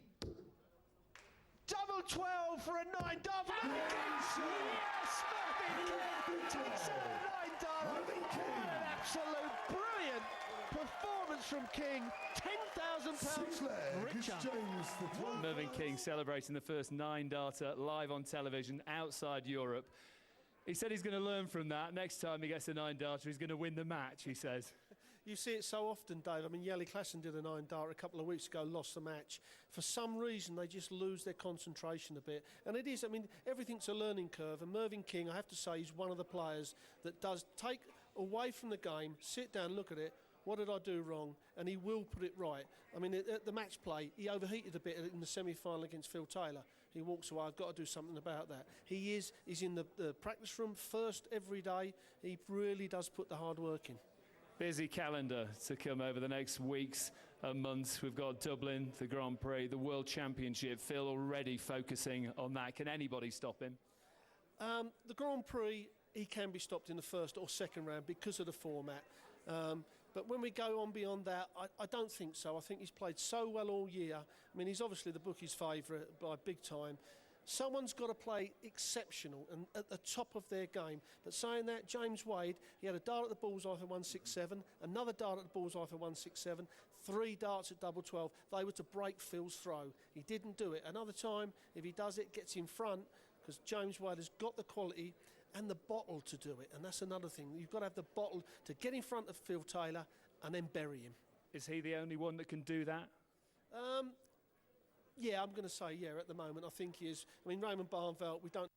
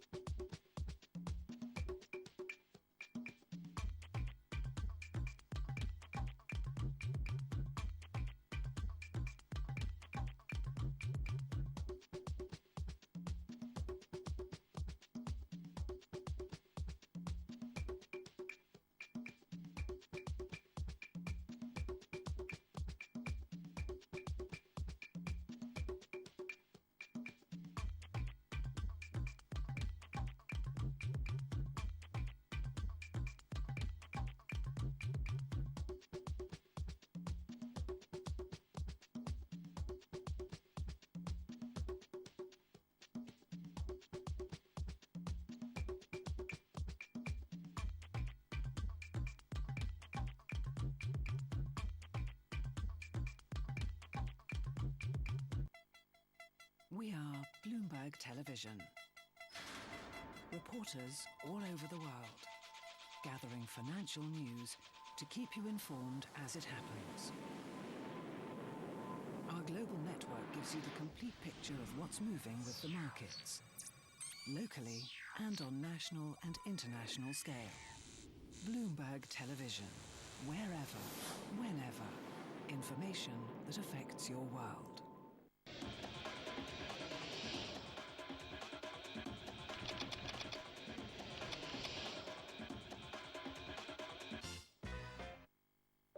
Natural gas is a cleaner burning fossil fuel and part of the future for Europe. ExxonMobil has been able to develop the first offshore LNG terminal in the world. The Italian LNG terminal was built in Spain and then towed all the way to Italy. We all watched this huge structure, and the first relief was, yes, it floats.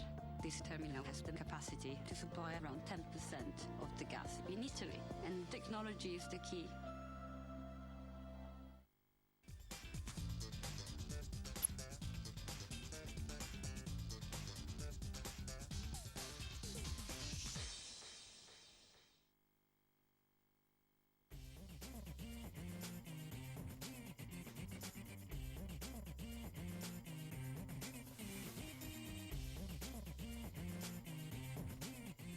It's 8:30 a.m. here in the Lion City. You're with The Trade. We're coming to you live from Singapore. Hello there.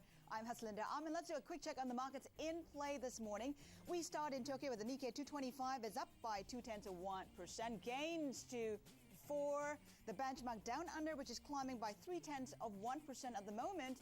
Over to Seoul. The Kospi up by 0.5%. Singapore starts trading in about 30 minutes from now.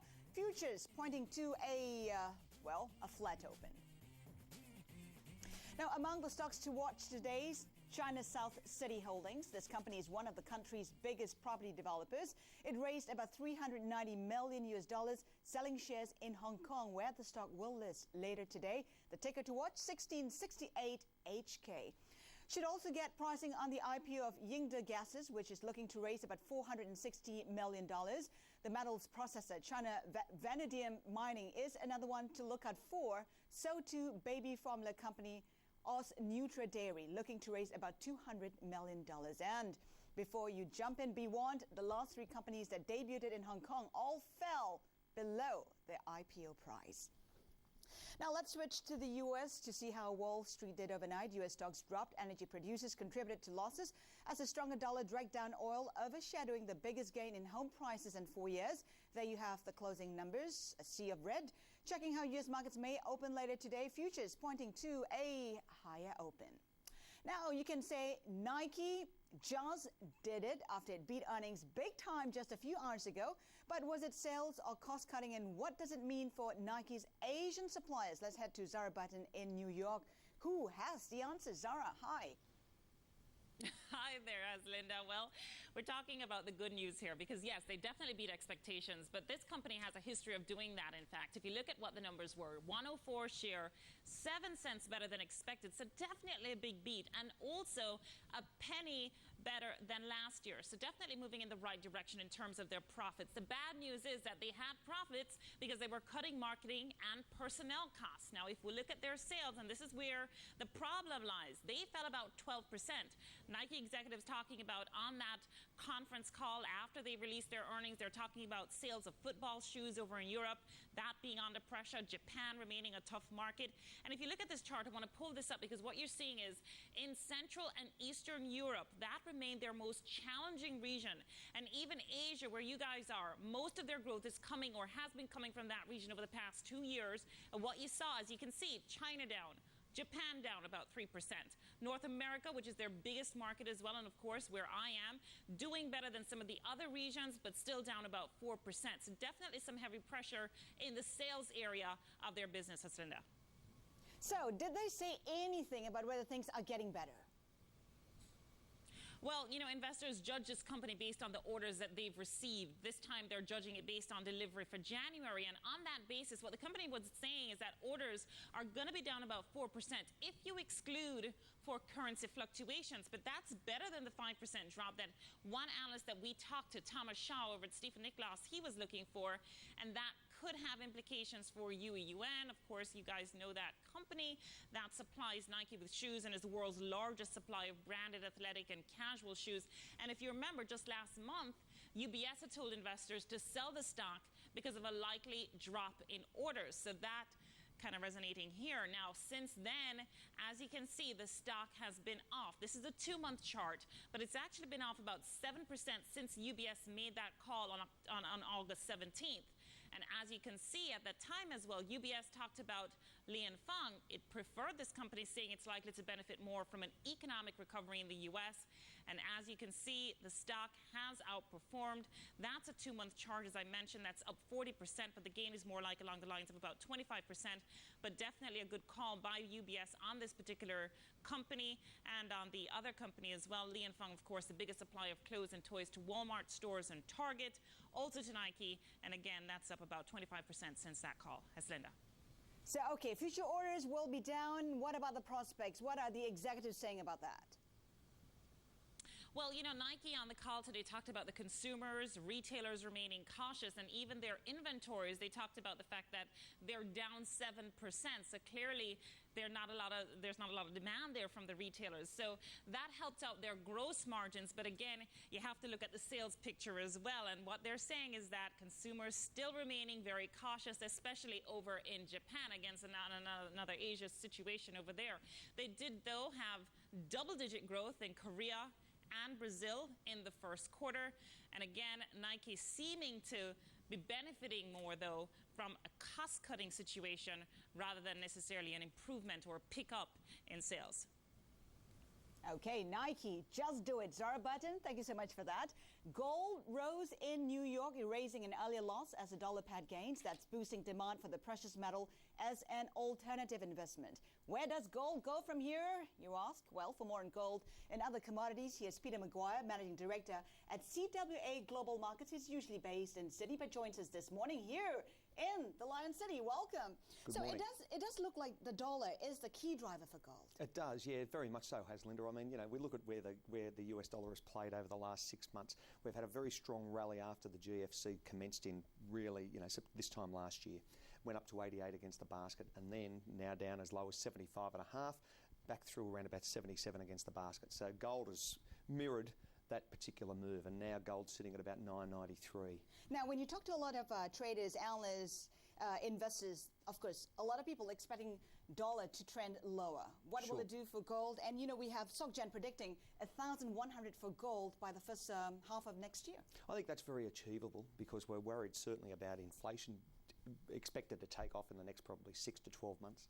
Then we think about where as far as any form of growth is coming from, and people are nervous about the US dollar. So collectively, when you put all that together, I think to some extent the stock market has overheated a little bit in the last 6 months. We've had a very strong rally since early March, and we may see a little bit of a correction. We know the old story, you know, October to May go away.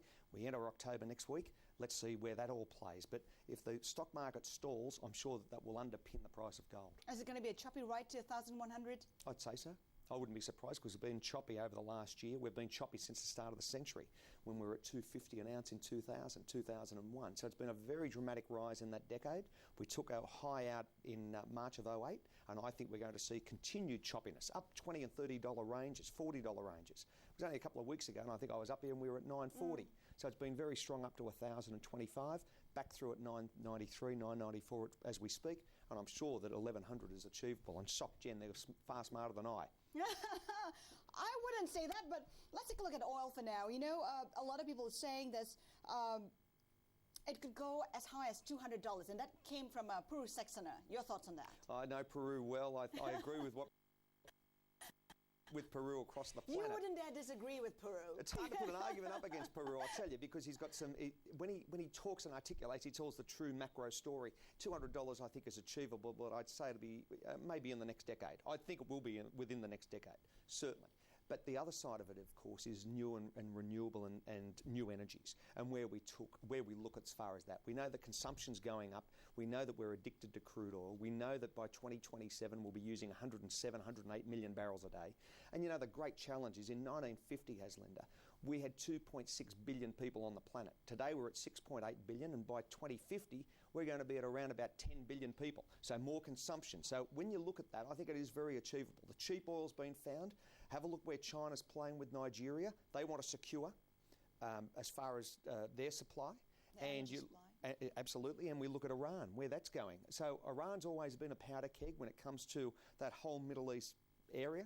And we've got some very interesting meetings going on in the next 24 hours in Geneva with the US and Iran. But some people are talking about a glut, inventory build-up. There certainly is a glut. There's a glut in nat gas as well, a huge glut, and there's a glut in crude oil. There's plenty of oil out there. It just takes more dollars to get it out of the ground. But we're going to see continued demand, I would say outpace supply over the coming years. And sure, you know, going back to Peru's comments, I think it is very achievable. We were at 150 nearly last July, so sure, 200 is achievable. So when it comes to demand, China is behind that. You bet. China and India. Have a look at the population base. America, think about this. 4% of the world's population using a quarter of the world's oil. Come on. So we're going to see more demand coming out of China, India, and all of Asia. This is the growth hub. This is Asia. This is where it's at.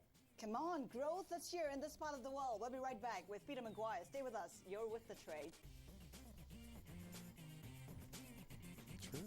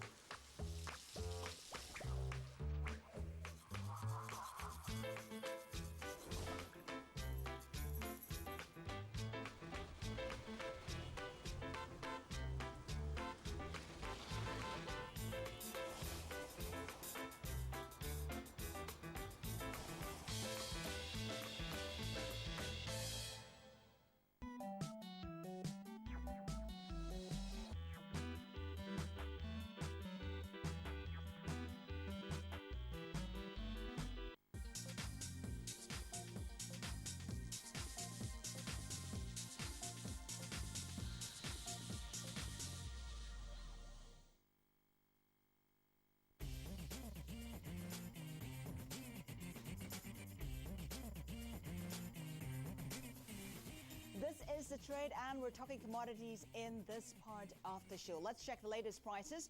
We'll start with oil. Crude oil prices currently up by 0.3%, 66.89 a barrel.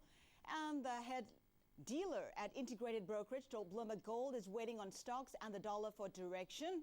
With U.S. stocks little change, gold is, well, pretty flat at the moment at $9.94 an ounce. Coming up, we'll be talking commodities with Michael Jin Yu of China Merchant Securities. According to our data, you'd have made 75% on your investments over the past year if you had listened to the man's advice.